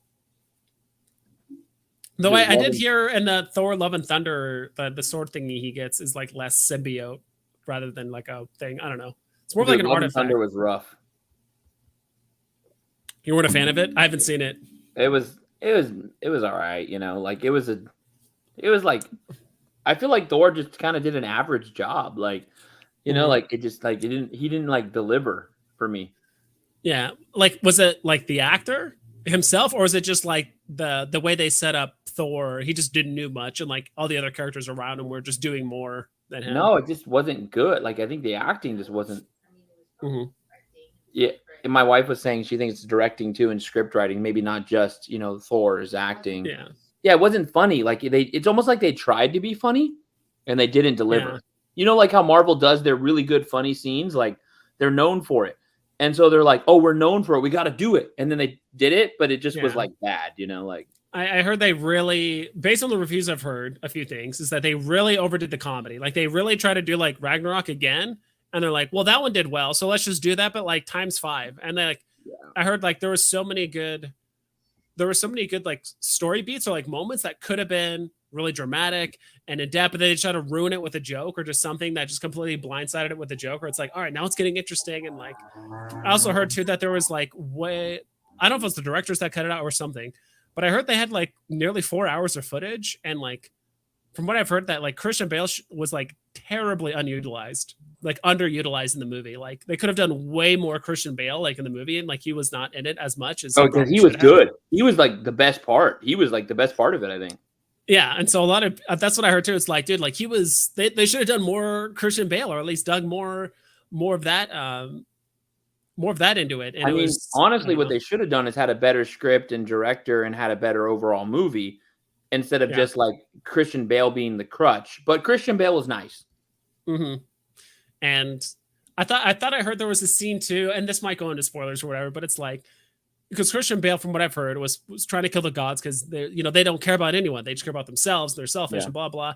And then I don't know if it was Thor or if it was Jane Foster that like tried to stop him. It was like, these are innocent gods. Like, what are you trying to do? Like, say something like that. It's like, didn't you just agree that like didn't we all see that the gods were being selfish? Like clearly didn't care about people dying and stuff. But like now you're saying they're innocent. Like what's going on? What's going on here? I mean, it's hard to sympathize, right? It's you almost sympathize with, you don't because he's killing people, right? And he's evil. Yeah. But it's like you almost sympathize because you're like, wait, they are selfish. Those guys are turds. You know what I mean? Like you're like, it's almost like the Thanos principle, but Thanos wanted to kill innocent people. Well, he wasn't really killing innocents. He was just killing like gods that sucked.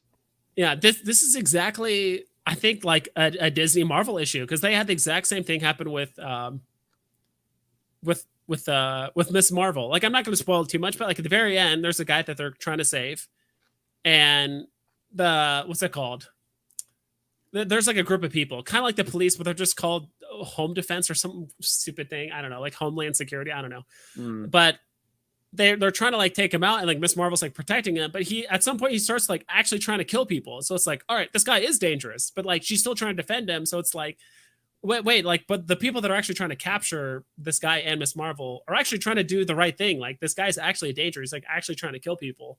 Yeah. And same thing would happen with like WandaVision. I haven't seen WandaVision, but I heard a lot of the reviews were like, she just, I could think this happens early on, but she just straight up enslaves like a bunch of people like in this town and tries to like make this like synthetic like livelihood for herself, and then she saves them all from herself, and like we're supposed to empathize with that. And I'm like, what? Like they do a really bad job of like setting up like the bad guy, or like putting empathy on like the wrong characters, where like they're actually like assholes, or they're bad guys, or it's like why should I feel this way about this person? Like, I don't know. The chat It's super agrees strange. mostly on Thor: Love and Thunder. It seems like there's one guy that doesn't Yeah. agree, but you're getting some controversial things here with WandaVision and all your other talk. We're losing them. I have no idea what the I haven't seen the show, so I'll watch that at some point. I'll probably watch the Spider-Man like multiverse thing first, and then I'll watch. I need to watch that Into the Spider-Verse. I don't know where to watch the Miles it, Morales. I don't know where to watch it. I have my illegal streaming sites that I go to. What up, Dino and Vibes? Glad to see you guys on tonight. Waiting for Batman behind. I like the idea of a cap of MCP per collectible would help stimulate the market by incentivizing selling to keep the market liquidity.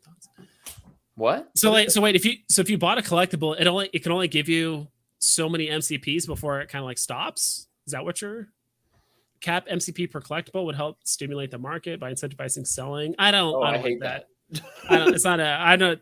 The whole part of MCP is that you hold it long term, but then like now there's a cap, so now you sell it, and I don't know. That seems a bit strange. Flipping.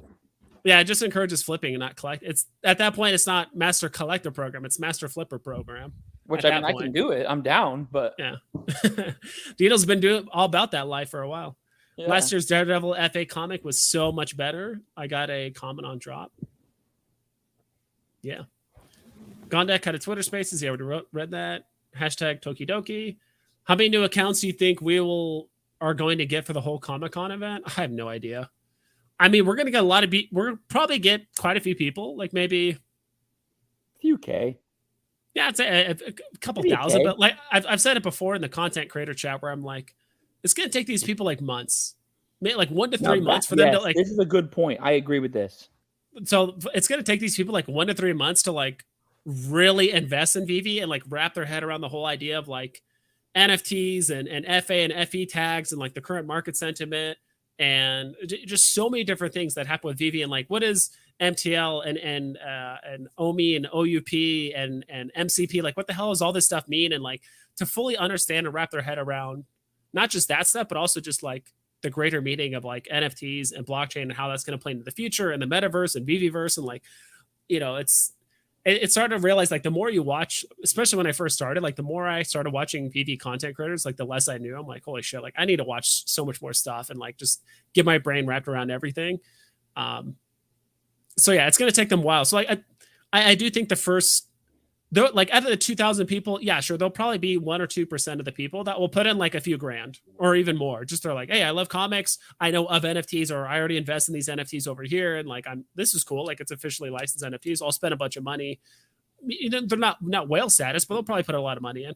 But like most people will probably put in like less than $100. Like put in like $50. Okay, I'll play a couple drops. Okay, this is kind of cool. Maybe I'll watch a couple VV videos, or I'll buy a couple things and like whatever's. But for the most part, I don't think. Marvelous packs. I know I see you all the time. I actually like highly disagree. You're saying WandaVision was awesome. He says 30,000 people, 20 to 30. Sorry, I don't see it in the chat. It's down at the bottom. I'm down at the bottom. Okay, jeez. All right, I'm just gonna double tap it. What's up, everyone? It's an interesting discussion. I haven't watched my collectibles video on it because I think, is he bullish on it? I think. Okay, cool. So Flo said that we will get all the points, but then they start will expire after 6 months when MCP rolls out. So you got 6 months to spend them. Gotcha. That's what I thought. Took out 16K today. Still have heaps choiling in VV and a bunch of stuff I'm holding. What great effing day. Hell yeah, the Notorious God. So the upcoming drop. Okay. All right, I'm just going to skip down chat until I see like an interesting question or something. But yeah, keep talking. We were talking about what were we talking about? Oh, like what Comic-Con will do. What Comic-Con will do. I don't know how many. I'm probably going to make that'll probably be my video tomorrow or maybe Sunday. Because Comic-Con starts Monday? I think the 21st. So whatever day that is. Yeah, I think that it is going to be negligible probably. I mean, like maybe 1,000 or so users. I don't know if we're gonna get massive pump from. I want to see what the hell the booth looks like. That's the main thing I want to see. Like, so when Randy Chavez goes there and he goes to like visit whoever's there, like if it's just a tiny booth or it's just like, you know, there's just a little area that says VV around like the Marvel booth, and it's like, okay, cool. But Love and Thunder was terrible, had its elements of humor. They just overdid it and everything feels forced. That sounds a lot like, honestly, there's so many Disney and Disney and Marvel stuff. It just feels, even Star Wars too, where it's like so many things are just contrived, or it's like the writers just thought like, I want this scene to happen, but the way they get there doesn't matter. It's like it's so weird, but it's the same thing I'm seeing with literally Star Wars, Marvel, and Disney, or like all those shows where it's like we're just jumping from scene to scene to scene, and there's like no bridge, no gap, no easy transition. It's just like, let's just go from here to here. Let's just take God, what's her face? Riva from here, where there's no transport ship to leave or anything like that, and just put her on Tatooine. Let's just put her on Tatooine. It doesn't matter how she survives a second stab wound to the stomach. Doesn't matter how she actually managed to survive. It doesn't matter how she actually gets there. She's just there. It's like, I don't know. It's Marvel movies are stupid. Yes and no, but the majority of the ones recently do suck. WandaVision was awesome. I haven't seen it yet, so I'll have to check it out. Marvel's packs. Tomorrow's drop is a closeout drop. That's just the blue one tomorrow, right? Just blue. That's it. Yeah, it's beta. Or sorry, beta. Yeah. WandaVision was good. Okay, so WandaVision are saying, people will say you need to watch it. Okay, I'll check it out. If Noel is owned by Sony, I'm very worried because their writing is not good. Venom is only enjoyable because Tom Hardy, in my opinion. I'm not excited for Kraven. I'm only looking forward into the Spider-Verse. Yeah, I'm starting to get to the point where I don't know about Sony. I know Sony's writers are pretty bad. I mean, even Morbius kind of got bad reviews and all that stuff. But gosh, it's starting to feel like all these big companies that are doing superhero stuff, not just Sony, not just Marvel, Disney, all that stuff too, but like all of them. It seems like they're just making stuff for consumers and not for fans. Like they're just cranking out content and they're just trying to sell the next toy, the next thing. And that's one thing I'm not a huge fan of like these Marvel shows and stuff, or like even like most of these Marvel shows, like they're always hinting at the next thing. It's like the current show or the current series is like always like meh, but it's like, oh, what about this other hype thing that's coming out? Like here's another preview of another movie that's going to be coming out, or like hinting at this other character. It's always like the current thing is like meh, but it's like, here's hype for our thing later. I don't know. That's just my take on it. We going for the Disney poster? Yes, sir. I mean, secret rares, less than 2,000, 50 gems. I think so. IRL, those Disney Sunday posters are worth like 25K. Okay. Yeah, we saw it. BV3 sent us a link. We saw one. One of them went for 25K. But again, it's how many of them are actually in like IRL circulation. We're getting 2,000 mints of them in digital format. How well is that going to retain value? That's what's really hard, I think, is trying to compare things that have like legitimately less than like 5 or 10 in real life, and then try to apply it to an NFT. And now there's like 2,000. I don't know. I'm with you. August? I don't know. Austin. Remember, there are many Comic-Cons. There are many Comic-Cons after San Diego. That's true. True. Vader UR is wild, keeping a 2K floor because whales are stacking at 2K like bruh. Compared to Todd and Superman, whales stacked way lower. Yes, sir. True. You're getting 20 to 30K people easy. I know you said you kind of disagreed with this sentiment already. We'll see. It depends. Like I do think you'll have. I'm down. Like I'm so down. If there's that many people getting on, but you also have to remember too, like how many of them are going to be like long-term collectors. Some people are just going to be there. So and there's going to be a lot of people that go up to the booth and see the word NFT or digital collectible, and they're like, "Wait, what's this?" Like, okay, this is dumb. I don't believe in this. I don't believe in NFTs. I don't believe in digital collectibles, and this is dumb. Whatever. There's going to be a lot of people that think of that too, especially since there's a lot of negative sentiment and talk around NFTs right now, especially with like the Bored Ape Yacht Club. Like, have you seen that yet? That Bored Ape Yacht Club. Like, I mean, I've done a little research and I've been in some Twitter spaces with people that are aware of kind of like the guy that made, because basically the guy that made the faulty collection that called them out is very like known for being like a troll. Like he's actually well known for that, I've heard. So like he already has his own rep. you know, and then this guy accuses someone of being racist, right? And then makes $1 million off of it, though. Like, Yeah. makes millions of dollars off of it and doesn't donate the money to help with like racism. He just makes money off of them, you know, like it just feels weird, right? It feels like a smear scam to make money. And that's what, you know what it is? That is the definition of FUD. You know what I mean? Yeah. You accuse something of something negative so that you can pump your own bags. Yeah. And there was, there was also talks too, because I watched like the little, what do you call it, documentary thing or whatever on it. And they said that they were basically giving Bored Apes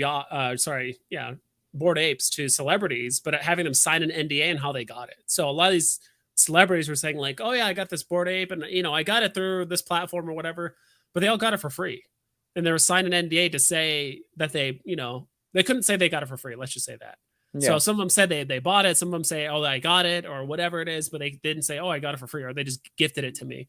So it made it seem like, oh my, like this, like celebrities are on board, like big athletes, like all right, celebrities are buying this, like this is big, but they are just giving it for free. And like they don't do enough research to like understand like meme culture and go on 4chan and like all this and like Reddit. Like they don't know. They're just like, oh, these are what the kids are doing these days. Like, I'll buy one. It's a funny looking monkey. Okay, whatever. Haha. Like they don't know.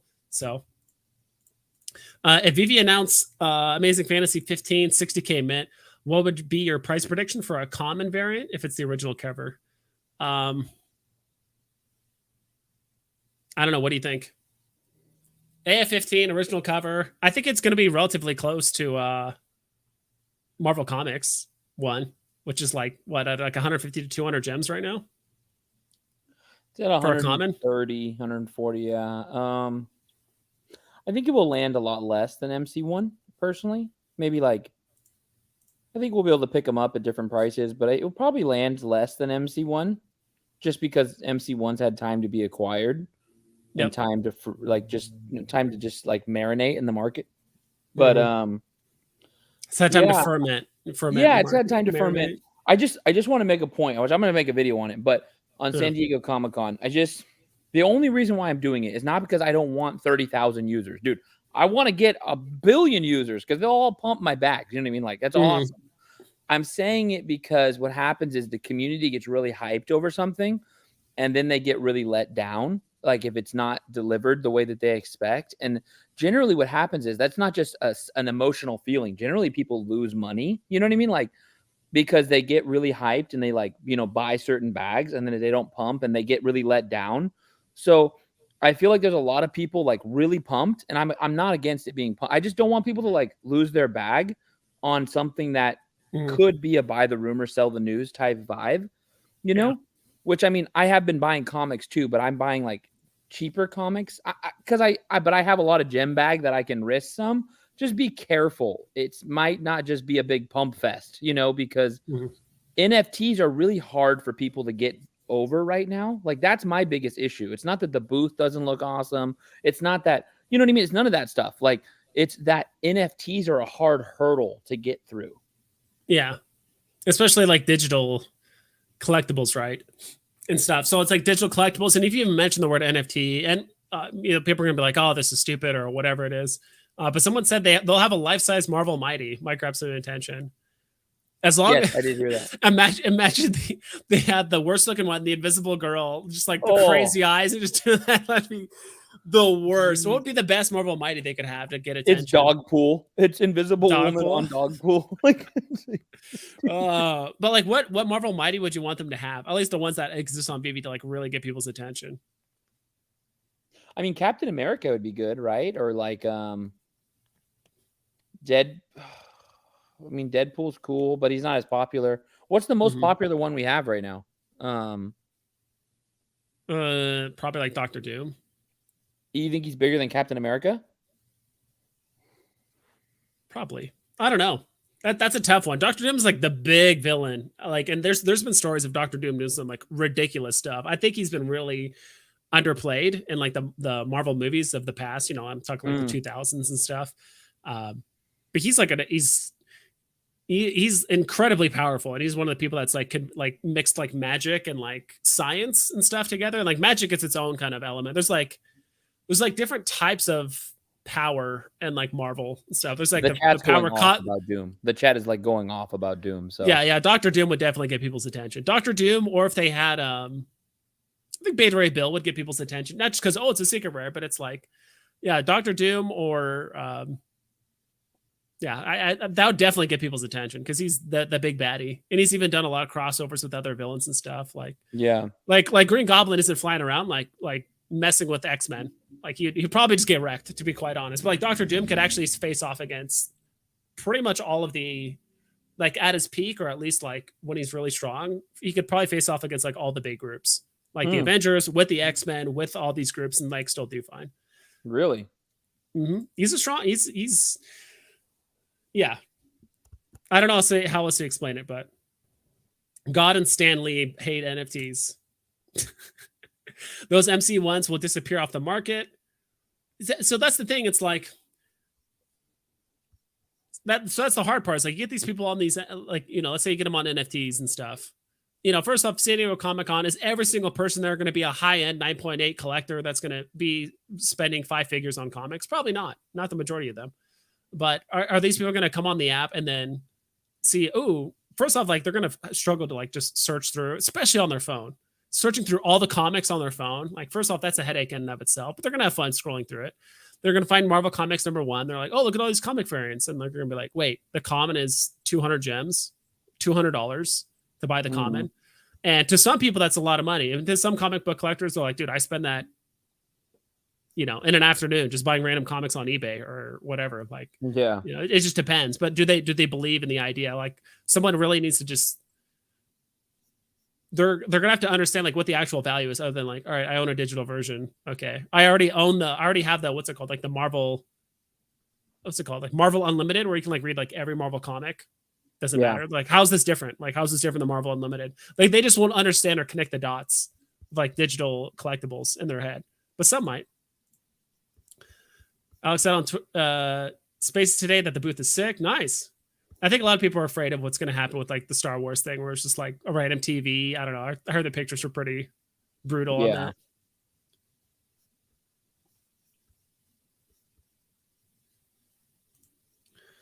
I think people will focus on NFT aspect of it too much. These people want to collect. It's not even about buying and selling on the market to some of these collectors. Yeah, but I do think, I mean,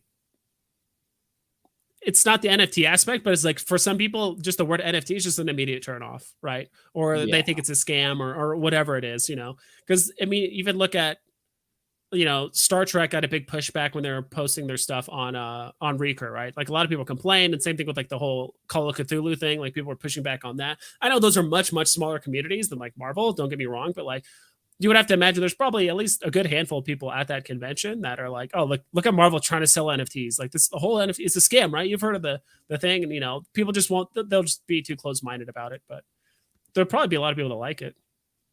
How do you guys feel about Veve having a big Marvel Mighty at the booth? All right, we already talked about that. People will see Mighties and be like, where can I buy at?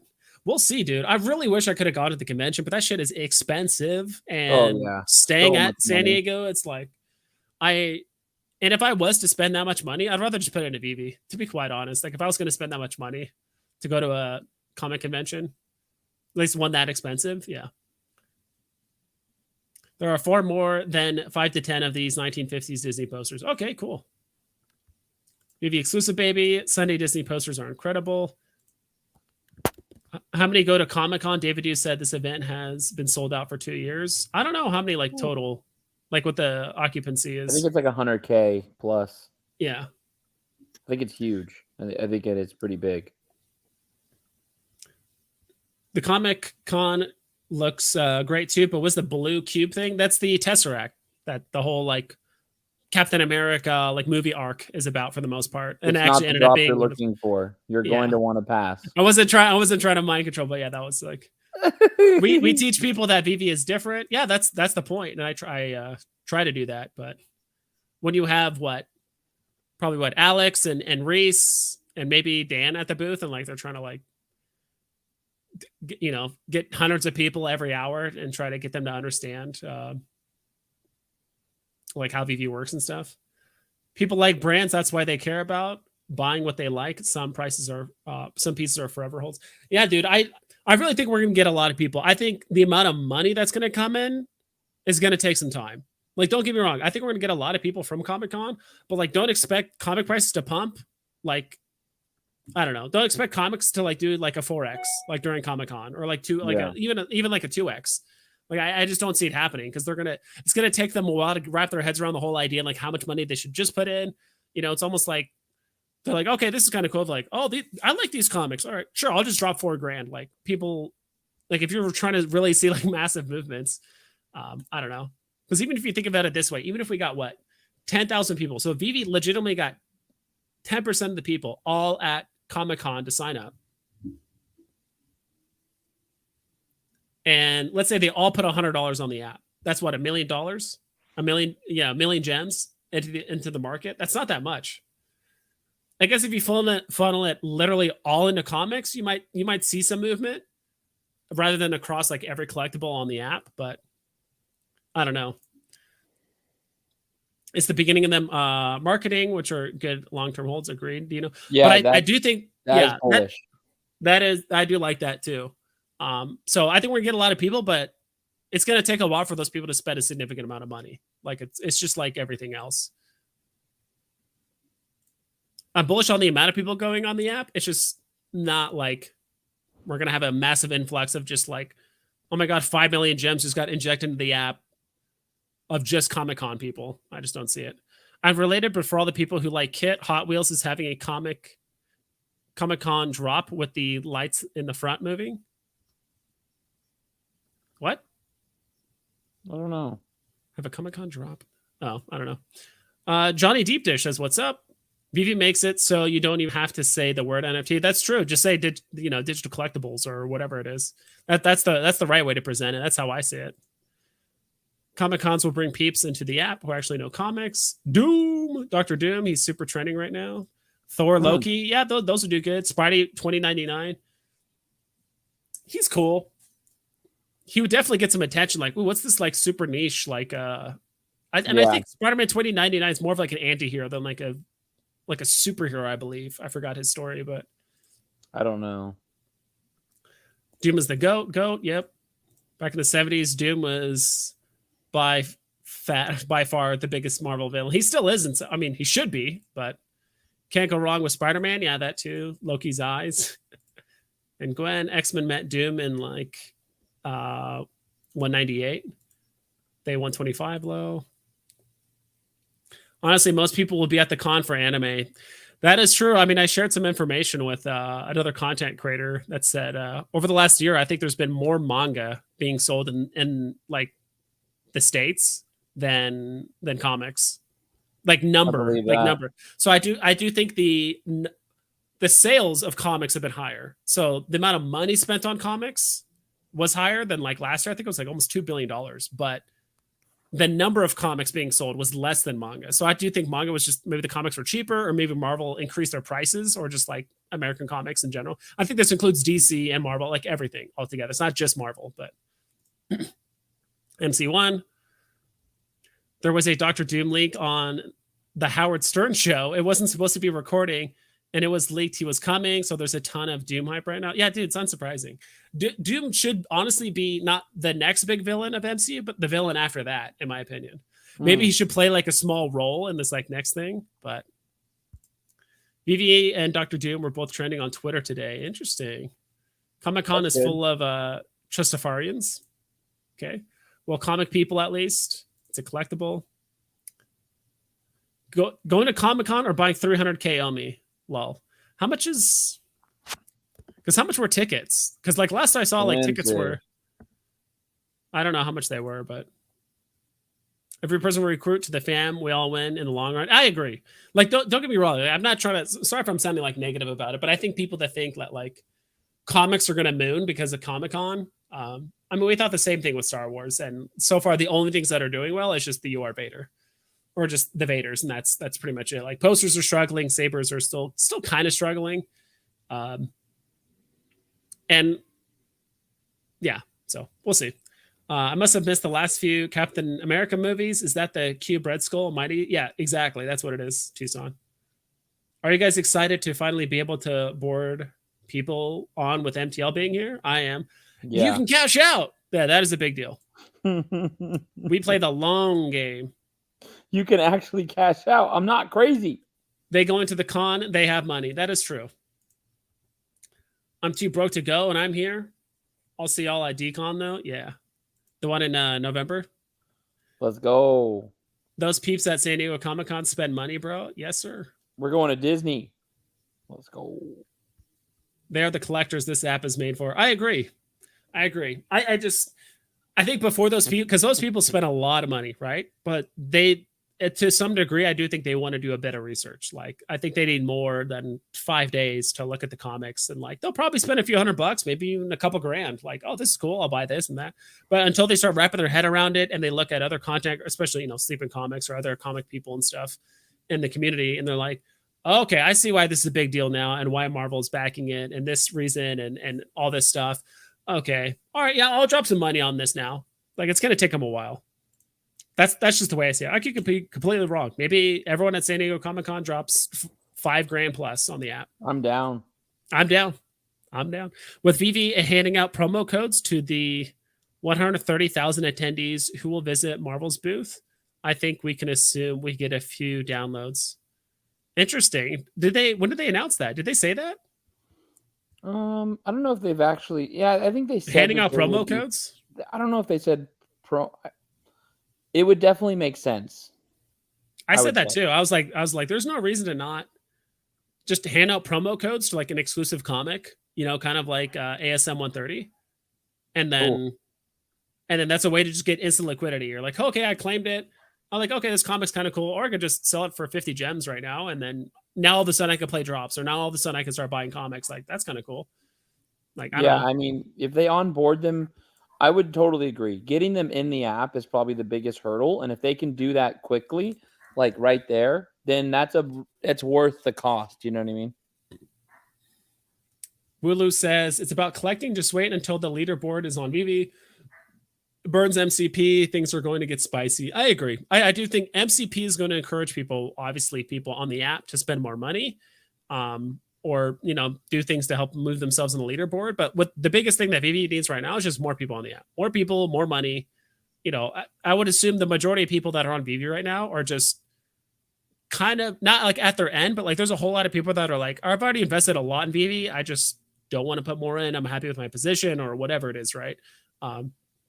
But then again, there are some people that are putting, 1 to 3 or 5 grand each month into it over and over and over. They don't care. They can do that. But Veve just needs genuinely just more people on the platform. I expect all the collectibles to bump up with the comics because there are statue collectors, card, anime, and comics cosplay peeps too. It's all types of nerds. I love it. Yeah, I've seen a lot of videos on it, like Comic-Con and San Diego and all that stuff. We don't really have anime. We don't really have cards. Not yet. Like, we don't have, we just have like lenticular cards and shit. Like, that's all we have. Like, maybe a couple posters, but that's like Marvel related for the most part. Haha, we don't sound like nuts trying to shill. Is that towards you or towards us? It's not cheap to visit San Diego for 5 days and go to a marketing convention. Yeah, these people have loot. Yeah, I like that term. Just have loot. Like, they don't have money, they have loot. They have loot. It's way more than 300K. Omi 300K. Omi is around $500. Nowhere you're getting a hotel and chickens. That exactly. Like, you're spending a few grand going to, if you're trying to go to San Diego Comic-Con, actually buy stuff. Because it's a convention. Hot dogs are $8 and a drink is $5.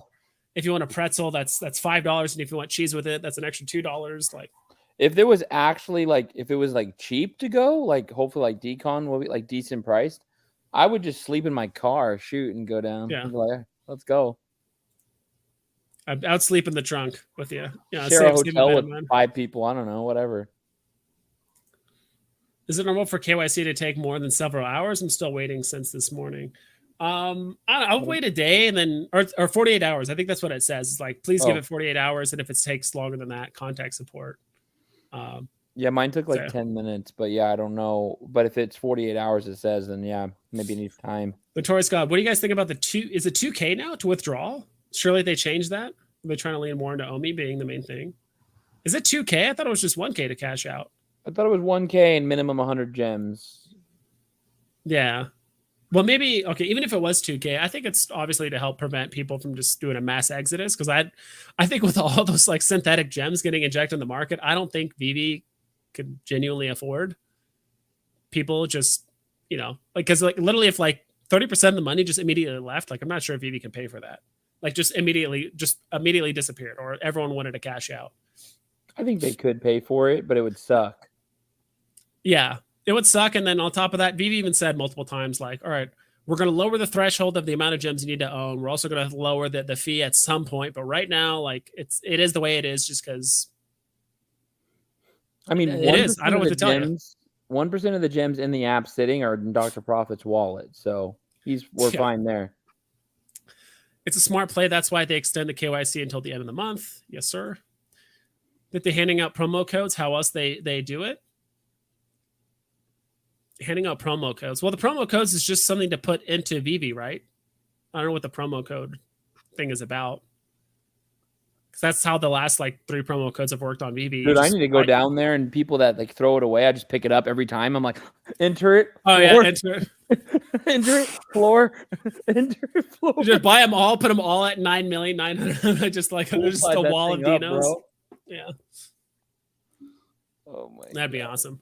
Dude, I'm getting tired. I'm probably gonna run. Dude, you've been going strong 2 hours. Yes, sir. Yeah, 2 hours and 11 minutes. So I'll probably be going for like another 15, maybe 20 minutes, but I'll hop off. Dude. If you want to lurk, that'd be awesome. But thanks for stopping by, dude. Yeah, I'll probably lurk in the chat, dude. You guys are awesome, man. Thank you for having me. Thanks for my shilling. Thanks for all my fudding. It was a fun time. Yes, sir. That's what we do here. We speak. I think we just say what's on our mind. Like if I'm excited about something, I say I'm excited. If I'm not excited about something, I say I'm not excited. Like it is. Yeah, it is what it is. And I think we just are what we are. You know what I mean? We just say it. We're not like, I don't think you're not like that. You're like, oh, I just love everything, or you're like, I hate everything. It's just it is. Mm-hmm. And again, it's like me and Dino aren't comic book collectors. I mean, Dino's more than me because he actually owns a couple comics, right, of the Star Wars. But other than that, like we're not hardcore comic book collectors. And I don't know, but maybe Veve goes there. Maybe Veve gets 50,000 new users and everyone spends 1,000 to 5,000 gems and like the market's just exploding. Like I hope so. I hope that happens. I hope I'm wrong. Let's say that. I'm down. I'm wrong. I'm down to be wrong. Same. All right. Thanks, Dino. Have a good night, man. Later, bro. See ya. Cool. All right, let's catch up with chat. Like I've never been this far behind in chat, like ever. But I think it's fun talking with Dino. It's fun. Yeah, it took a full 10 hours. Mine's got verified just now. Nice. To get people on the app before KYC. Yeah, I mean, it's... Get people on the app before KYC. Yeah. See you there in person for something extra special. David tweets David and Reeser Police saying, make sure you stop by to see us. It's got to be something for the drop or for the app. I think so. Yeah, I think it makes sense that they're going to have promo codes to get people to download it. I must have misinterpreted that. Like there's like a link or like a promo code that like helps you download Veve, and then all of a sudden you're done. I'm sure. I mean, they could probably do that too as well. So I don't know, but they definitely should do a promo drop if you're physically there and give people some liquidity just to kind of get started. Thanks, Pure Chaos. Yep, it's time. With the cash out rollout to the masses, I've seen so many mistake listings, probably because they're excited to cash out. See things, there's actually been like 2 of them recently, right? See things go for up to 95% off of the floor just tonight. Yeah, a lot of people just like I said, making a mistake, or people that are touching accounts that they haven't touched in a long time, and there's been changes on the market. So, well, then it's a no-brainer. I'd rather 2 to 3 million Omi than Comic-Con. Yeah. Unless that Comic-Con exclusive drop, that you get, or that promo thing you get is worth more than 3 million Omi. But yeah, Thoughts on VV burning the remaining mints of unsold collectibles? I think they should just leave them, to be honest. If they just go unsold forever, then so be it. Or maybe it's like, if it's been in the store for like a year, then they burn it. I don't know. But I think they should just leave it in the store.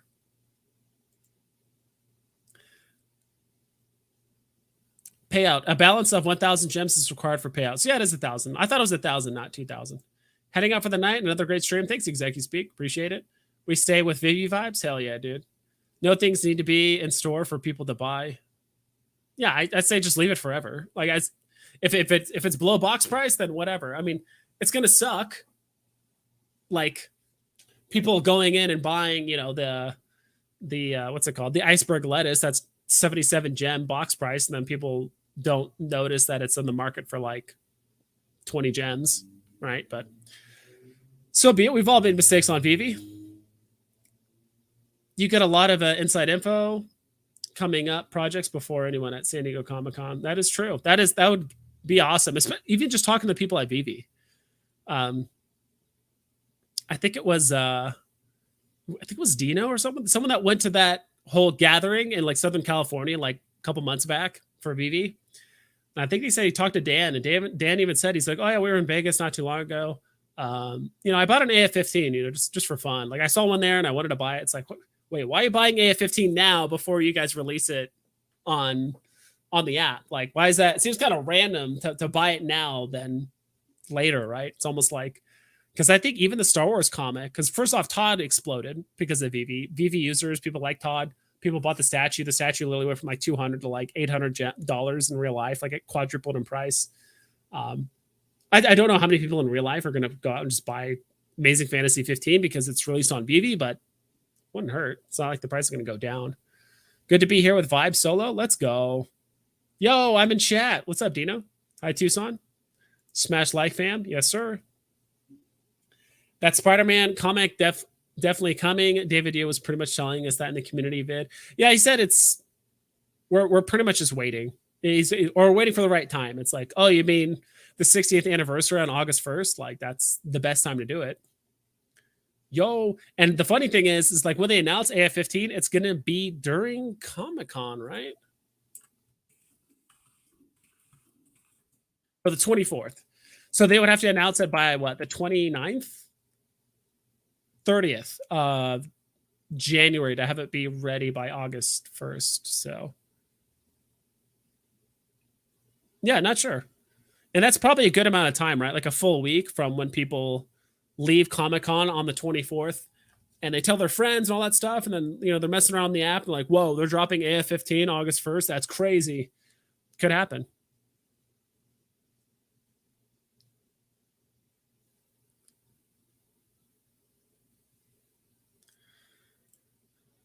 I need a camera. Yeah, you probably have to do it on your phone, or I'm assuming for KYC. Do you have did you have a buy recently? Yes. I asked me or Dino. I've seen Dino at the Jurassic Park movie. Oh, okay. Would Vivi do promo code equal AF-15? Hell no. I really hope not. I really hope not. Pure chaos. All the Vivi people was there. Yeah. Any idea what grade AF-15 David had? I think it was an 8.5. Not entirely sure. If someone can correct me on that. And I think someone even joined the fam that night. People were doing giveaways. That's sick. Yep, Comic-Con is the perfect place to announce a comic like that. I think so too. I mean, Vivi doesn't have to do stuff 2 or 3 days before, right? I know they did it with the Disney poster. They technically did it 72 hours before the drop it. They could definitely announce something a week or more prior if they really wanted to. Stitch will pump. Oh, I haven't seen Lilo and Stitch. Maybe I'll watch it at some point. Maybe if I'm forced to at like gunpoint. But I just don't care to watch it, to be quite honest. David Yu's AF-15 was too poor of a condition, scale 1 to 10. Dan had at 1 point. I knew there was an 8. I'm like, 8.5 would be ridiculously expensive. So I figured it was like a 1.8. I just remember seeing an 8. I prefer no more users for a little when I want to land more drops first. Yeah. Well, it sounds like they're working on the queue system too, which I don't find a huge reason to do it, but now that KYC's rolled out, they might want to. I don't know. They could easily do a blind box with one new 100K mint common and mix in thousands of mints they have kept for future promotions. Sounds a bit weird. Blind box with one new 1K 1000 mint common. So just a common, and mix in thousands of mints they have kept for future promotions. I mean, people would price that in, right? Knowing that it's just going to be released later. So I would rather when they drop something that like it has all the additions right then and there, and like not like, all right, we're getting 60,000 now and then 20,000 later and then another 20,000 way in the future. So it's going to do nothing but harm the price. So I don't know how I feel about that. 1.5, no way it's an 8.5. Yeah, 8.5, I think that's, I mean, how much would that be?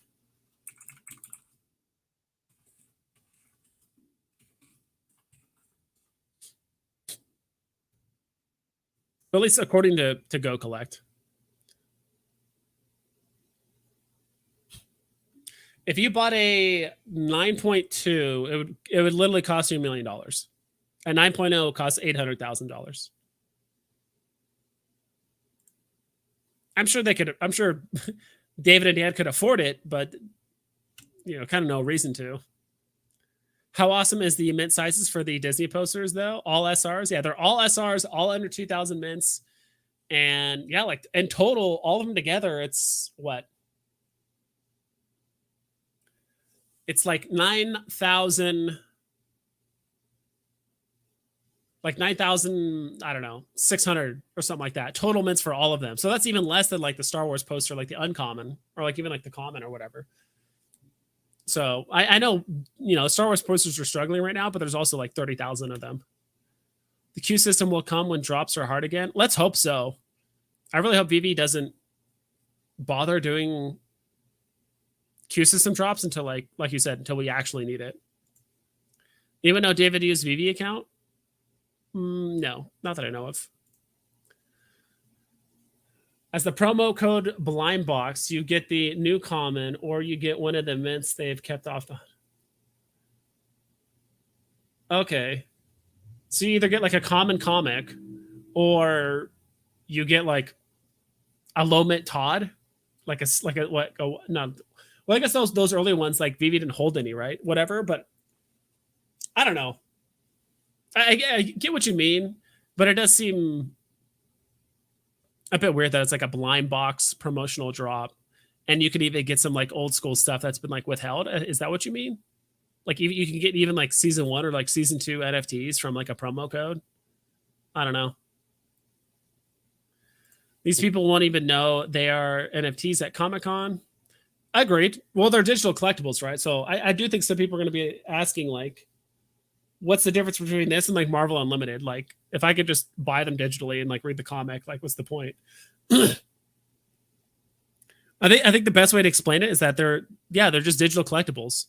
Marvel Comics 1, there's only 60,000 of these, and there's different comic covers. There's mint numbers. I think all those things add value innately, right? Because there's no mint numbers when it comes to digital collectibles. So there's a combination of rarity. There's the combination of the comic itself. There's the combination of the mint numbers. One of one mint numbers. At some point, if we get more information, like very, very nuanced on Veve, like maybe previous owner history. So yeah, that'd be kind of cool. And Marvel is incentivized to keep making digital comics, right? Because they keep making royalties off it. It's not like if they came out with a new comic and sold it to all these comic book stores for X amount of money per comic, they only get paid once. But when that comic store sells it to Bob for $10 or $20, Marvel sees none of that money. And then when Bob sells that comic 15 years from now for $500, Marvel still gets no money from that. So Marvel is actually incentivized to keep this whole digital comic thing going because they get paid infinitely. As long as people are exchanging hands. And if I think Disney and Marvel really wants people to keep trading these, keep selling them, possibly even renting them out, not comics, but like the collectibles, they'll give it utility. I do think at some point, like Disney will give reoccurring utility like every 6 months. hey, for the next 6 months, these type of NFTs will give you this kind of like real life utility, and then these ones will give you something different. Because now that we have KYC, people can link their accounts to, to their Marvel Unlimited account. They can link it to their Disney account. They can do all kinds of stuff, and you can only take advantage of it once. So if you're that person that owns, kind of want to skip this song.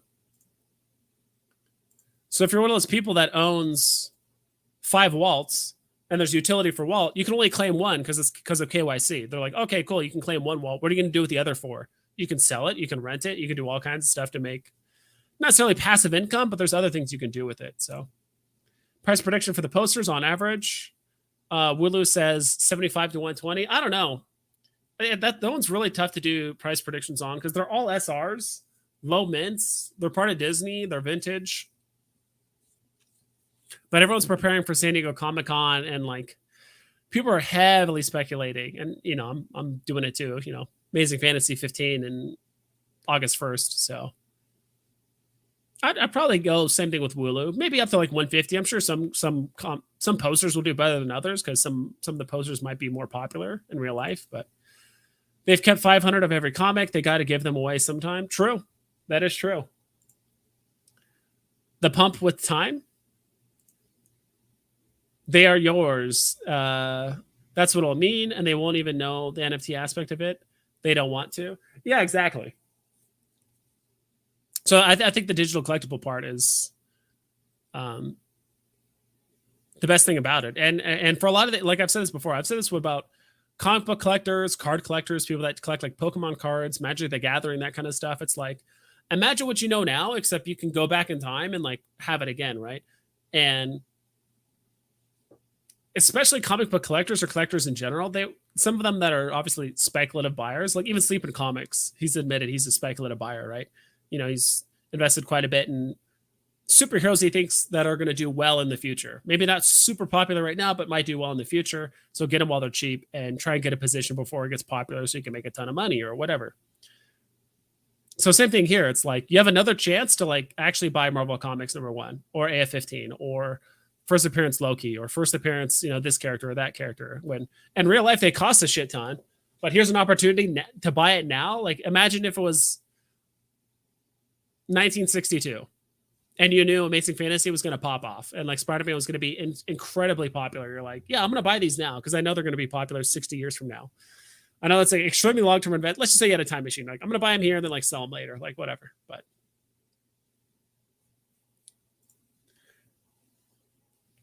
Comic-Con looks pretty dope. It does. It is dope. The last time I went to a convention was like BlizzCon. So Blizzard convention in Anaheim. That was that was like 5-6 years ago at this point. I think I went in 2015. So shit, it's been 7 years. But that was a good year. That was the year they announced the full release of Overwatch. That's when they announced a new expansion for WoW.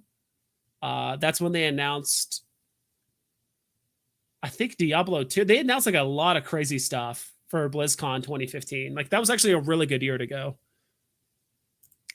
The digital collectibles aspect of Veve needs to be highlighted, but never forget the NFT side.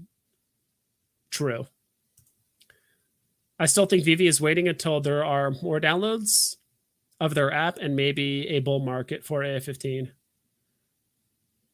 Possibly. I don't think that's up to Veve though at the end of the day, right? Like maybe they have some judgment on when stuff is released, but I feel like they're also just following a schedule that Disney and Marvel and DC and all these companies give them. Like if there's deadlines for certain things, like they're not going to wait till Moonlight gets popular and then release the collectible. They're just going to release it now as a promotional material for the show. Like posters flip quick. That is very true. And honestly, I'll probably just flip my posters. Like I'm going to go for the posters for profit, not to keep long-term. I'm saying that full disclosure, that's exactly what I'm going to be doing with the Disney posters. Like I like them. Don't get me wrong. Like they look cool, but I'd rather just make 40 gems.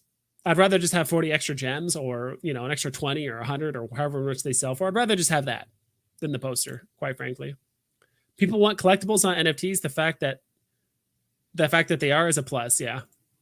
Good morning from Germany. What's up? Jeez, it's morning in Germany. It's 11 p.m. here. Veve Arcade, what's good, bro? Dude, I meant to hit you up on Twitter. I was gonna try and send you an invite link, but I didn't want to do it like publicly, and I don't know. But yeah, dude, I wanted to get, because Dina was on here earlier. I would have loved to chat with you, but I'm heading off soon. I'm already feeling like I'm losing my voice too, a little bit.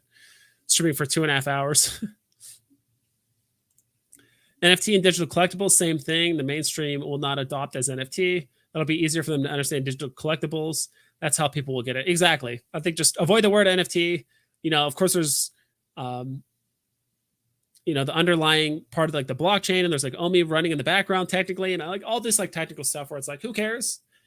It doesn't really matter. It's a digital collectible. There's a limited run. People have already invested money in it. Already got comic book collectors, buying stuff, and there's a limited run, and like, it is what it is, and that's it.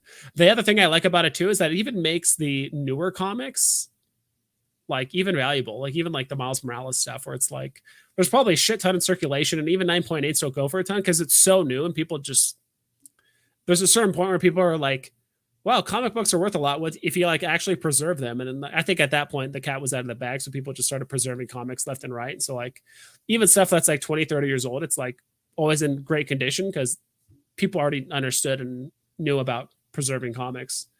So, but the nice thing is, instead of having, hundreds of thousands of certain comics floating around, it's like, oh, on Veve there's only 30,000. That's it.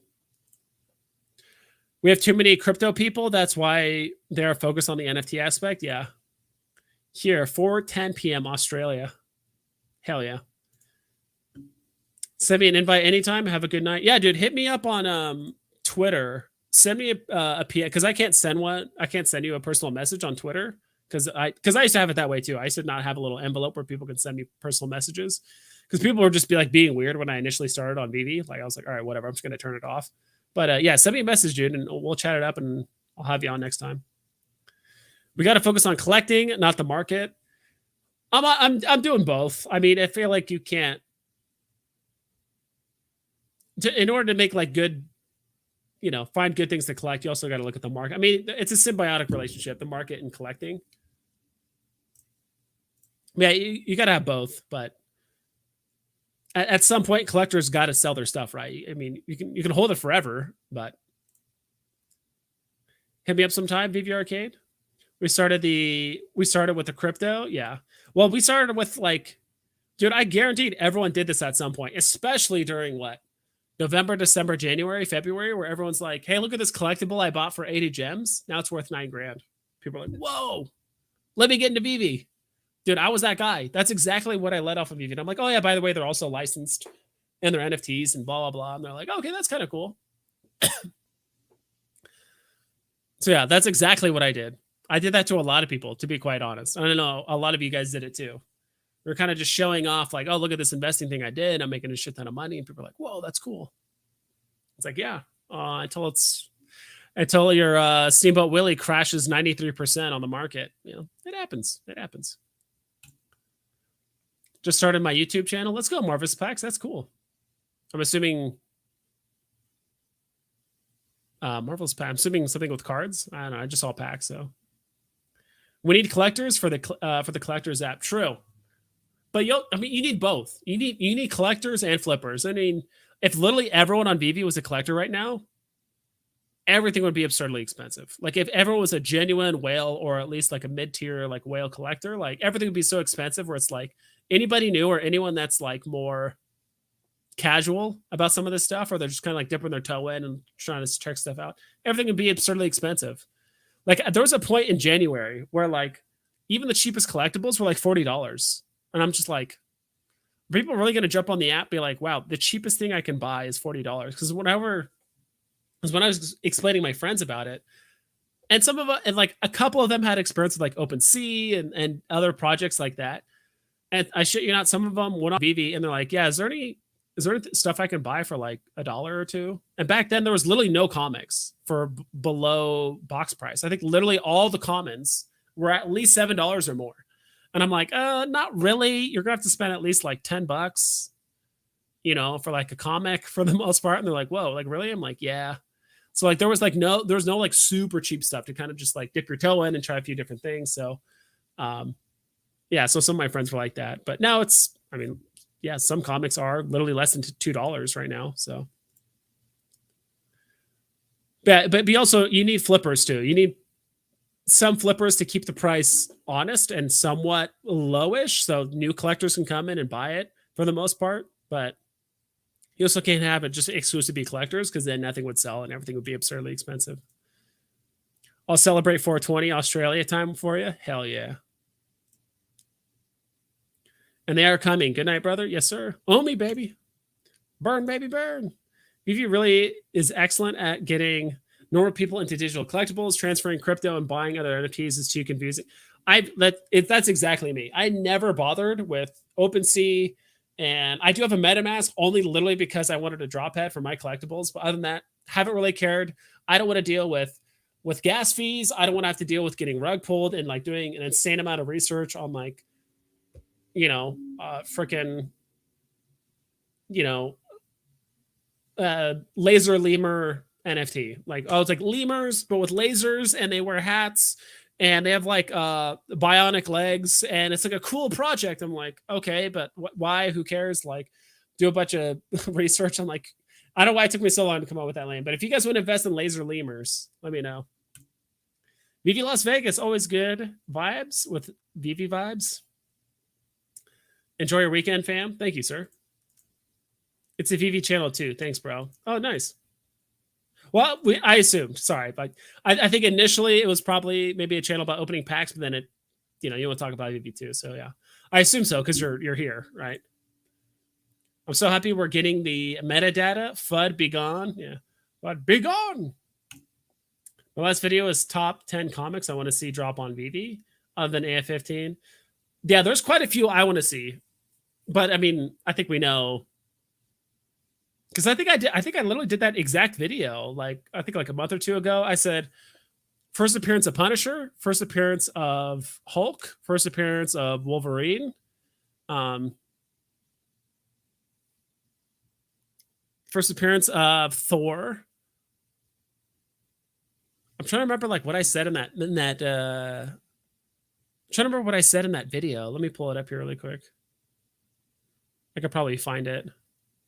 But yeah, those are good videos. Like, honestly, I need to do more, but tier lists and top 10 videos, people always watch. Top 10 videos, tier lists. People like numbered things. People like numbered shit.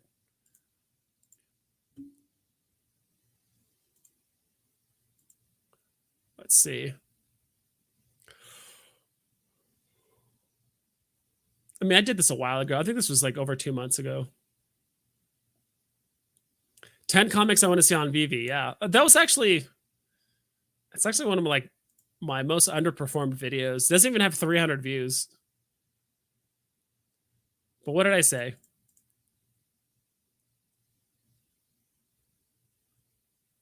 So, Secret Wars. The Secret Wars comics, I said. Marvel Superhero Secret Wars #1. Or actually, I could just show it right here. I'll like drag this shit over and here. I'm gonna let it play, but I'm not gonna have any sound, obviously. Look at that. Veve Vibeception. So the first one I said was Secret Wars. I was just kind of looking at it here. 10 comics I want to see on Veve. So Secret Wars.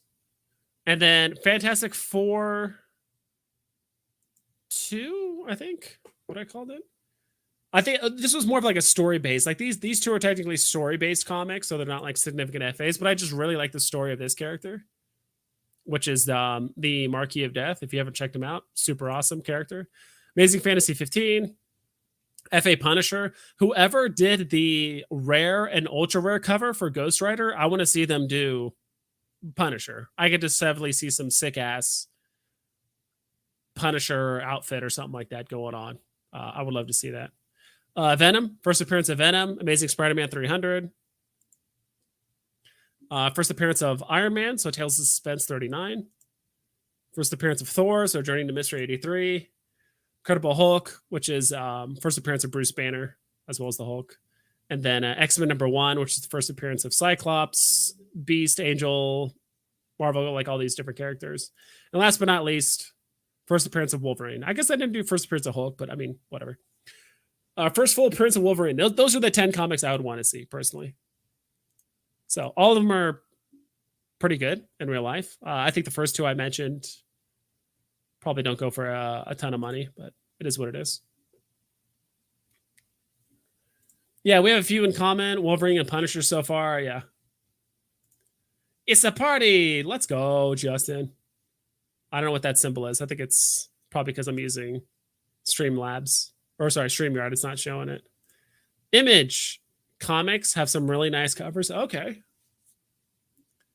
We have 4 in common. Let me guess. It's the Thor, which I think Vivi's already confirmed we're not getting it like anytime soon, but Thor, Wolverine. God, where the hell are they? I already forgot the ones. Yeah, Thor, Wolverine, Punisher, Venom. I'm guessing those are the 4 we had in common. That happened to me with a project I bought into. The creator's rug pulled and ran. Never again. Better just to go for big name projects like VV, Backhouse, etc. Exactly. Like I'm just sticking with like big like there's no reason not to. Like already stick with like big IPs, big companies, officially licensed shit. Like there's no reason to buy other stuff. Like, yeah, could I make more money doing, laser lemur? Sure, whatever. But who cares? Like it's just not worth the effort. And plus, like if there is any kind of like utility or anything like involved with those kind of projects, like it's all community based. Like there's a better chance of utility happening with your NFT when it's backed by like a huge company that wants to keep making money and actually has like the infrastructure to like give utility and make it worthwhile, and like have it make it worth money, like a Disneyland, or already have like a huge established base of fans and stuff like that, rather than like you have to get tons of people bought into this idea of ape this or mega monkey this or whatever. Like, I don't know. But all right, guys, it's streaming for 2 hours and 45 minutes. Pretty good run. I appreciate you guys stopping by. You guys have been awesome. Yeah, next time I need to get VV Arcade in here next time. It's a lot of fun. I enjoy talking with you guys, and you guys know me. I'm not a constant moon boy, and if I don't know something, I'll admit it. If I'm wrong, I'll admit it. And yeah, that's pretty much it. Catch you guys next time, and please double and triple check all of your listings so you don't screw yourself over, as we've seen with Walt and some other things. Be sure to watch VVN3's video. I'm sure that's coming out tomorrow about Disney posters and all kinds of stuff. Night Bro was playing Valhalla and listening. Dude, you need to play XCOM too. I'm sure you heard of it. But if you like turn-based strategy and D&D based like combat and stuff like that, I almost thought about playing that. I might actually play that on stream occasionally, knowing full well I'll probably get like 5 viewers. Knowing full well I'll probably ruin my algorithm. I'll probably get 5 viewers, but I don't care. And I might like name some of the soldiers after like content creators or maybe some of the members in chat and stuff. I think it'll be fun. But that game is pretty fun. You good, man? Not chilly, man. Good. I'll snag it tomorrow. Check it out, dude. Yeah. Well, he should have got it during the Steam Summer Sale. It was literally going for like $13. Like I bought like the game and like 3 expansions, and then yeah, now it's worth a bit more. But anyway, thank you again, guys. Cheers. Have a good night. Hope you guys take care, and I'll catch you guys next time.